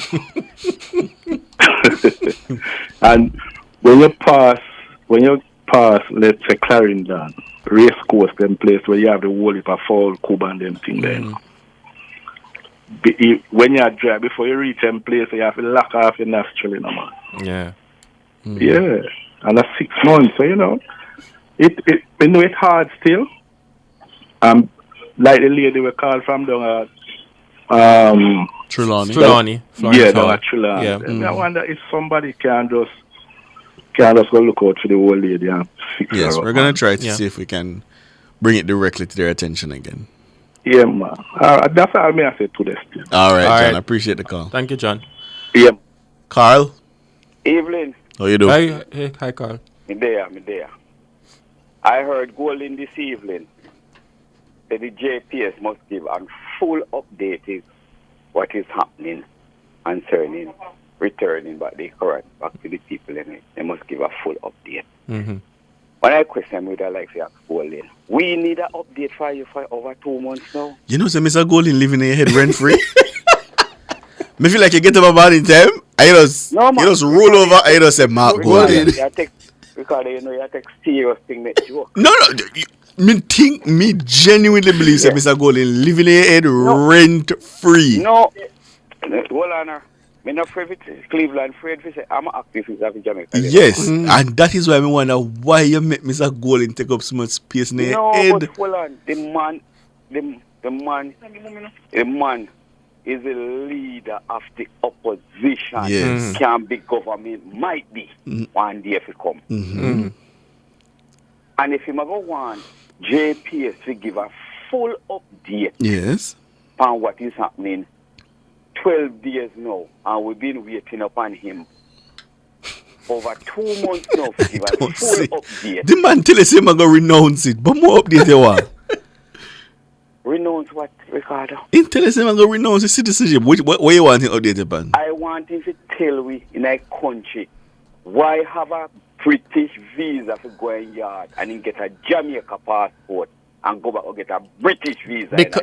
No, but I think the British visa he would need in the diplomatic passport. So if he's traveling on official government business, utilizing the diplomatic passport, then he would need the visa in that passport. If first British visa that he has, the British passport, we can take him right around the world. No, but if he's traveling on government business, utilizing the diplomatic passport, But because he could get the diplomatic the visa. Have a British passport in a British visa in a. But remember, Carl, he's not traveling on the British passport. If he's traveling on official government business, utilizing diplomatic channel and the line and those things in the airport, he would have to get the British visa in the diplomatic passport. Repeat what you just said. I'm saying that if he's traveling, my briefing of somebody who give up him a lady is not like how you're saying it. No, so let me go again. I used to work at the British High Commission. That's for full disclosure. Okay. Years ago. Yes, but I'm right. saying to you that if you're traveling on a diplomatic passport, you would need a visa, right? And there's a visa. Two you need. I'm sorry? Two you need. Why you need two? You need one diplomatic too? No, it will be one visa. The visa is issued by the British High Commission, and that visa would be in the diplomatic passport. Right. Right. So he would travel on a diplomatic passport utilizing the diplomatic visa. That's the difference. But you not accepting that from us tonight, please. We know better than all right, where you want to ask Mr. Golding? I want to ask Mr. Golding to have a press conference, a sensible journalist. That the one them who want to sit on a board if Mr. Golding should have win. Oh, yeah. Sensible journalist. No, you don't get to come here and throw words at my colleagues in journalism, Carl. What do you mean them want to sit down on board if Mr. Golding win? Ricardo, me tell you something. We out a road and we know the politics. Yes. We know the people them who are dying to get on board. We know all. And you're saying there are journalists who are... Oh, God Almighty, Ricardo, you're asking a very foolish question tonight. I see. Never hear you ask such foolish question. I see. Very well. Okay, so you want to ask Mr. Golding what? I want to ask him if him have a British visa to go to his yard. He is a British citizen because of his father. So if him even did get the Jamaica passport, he doesn't need a British visa in that. The one we did have before, then says that remember visa, the British visa that can take you right around the world. It doesn't need that one that the gentleman is saying now. And I can put that to you. Okay. All right, Carl. But can I ask you a favor? Yes, please. All right. When you go to bed tonight, and when you sleep comfortably. No, me always sleep comfortably. Okay. And tomorrow when you wake up, I am challenging you that when you call back tomorrow, let us talk about something else other than Mr. Golding. No. I bore of that topic. Hold on. You might be bored, but you're not stopping to remember that Golding could come, might be. But one thing you tell me say that would never happen. One thing you tell me say that would never happen. You change your mouth now. You change your mouth now. Ricardo, and change your mouth, Ricardo. You know, in our people them head. People them, if the people them make their decision, they have to accept it. We're not going to do like Mr. Chump. I do like Portia Simpson where did say that in a Jamaica house, which house you want. And a fee, the Jamaica Labour Party house is the taxpayer of Jamaica house. True. So if the people they make up their mind and say they want the British citizens to lead them, then that will be the people's choice. We have to accept that. Okay. Me now go get up and do like what Portia Simpson they do. Understand me now. Okay. So you're saying there's a possibility that he could win. I'm not going down that journey with you. Don't take me down that type of reasoning of line. All I want you to ask him is to call a press conference. Yes. I can't ask him to call a press conference. I don't think. So, the next gentleman they decided. Okay. Sanjay will ask. Sanjay. Right. I don't know if him take advice from journalists. That's what I mean. I don't know. He might be having like a more connection over people's national party. Can you ask? I don't have any connection with any political party. I think Sanjay has the same numbers that we have here. Right. Can you put out that you would like to see him have a conference over 2 months gone? Okay. All right, Carl. All right, Carl. That is a fair question. Yes. No. I think it's fair to get an update. Yes. After 2 months, and you have somebody who want to lead your country, and I back away from a journalist to ask about the 2 British passports with the 2 British visas. I think he was on a tour. I think he was on a tour this afternoon, Wasn't he touring somewhere today, But sensible journalists, they wouldn't ask sensible journalists today around them. But we ask those questions. All right, Carl. All right. Thank you, Carl. You know what we're going to do, and Sanjay? We're going to institute a quarterly award for callers. we're going to figure out the criteria. I'm sure Carl will win every quarter. I'm reading some of the comments in the YouTube. Don't answer them. Yeah? Don't answer them. No, but let us look at the logic behind Don't answer Ricardo. them. Yeah, answer them first. Because if Mr. Golding, well, not if, he has a British passport. Yes. Clearly, if he's traveling to the UK on personal business utilizing the passport, he would not utilize a visa.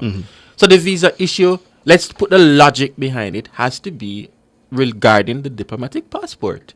It's only the logical thing. Well, Carl will ask Mr. Golding. Them say me make excuse. Carl will ask Mr. Golding directly.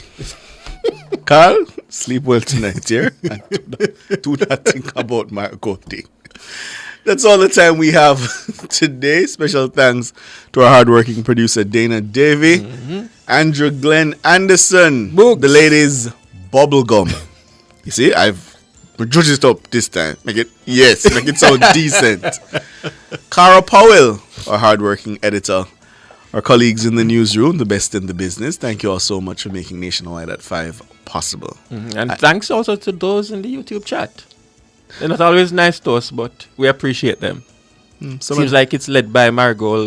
Some of them are my friend. Marigold is the one that leads the YouTube chat. Oh, I love Marigold. Yeah, Marigold is very nice. Marigold is a joy. Yes. People like Carlene, big man like Paul Peart. Yeah, those are good people. Yeah, Full disclose. Those are good people. Yeah, Marigold, it seems like she's the leader of the pack. I wonder if Marigold... Are you a teacher, Marigold? She seems to lead in the pack. Marigold loves me, Yeah? She loves me. Well, she seems like she coming in my corner now. No, about that. Marigold, who you prefer?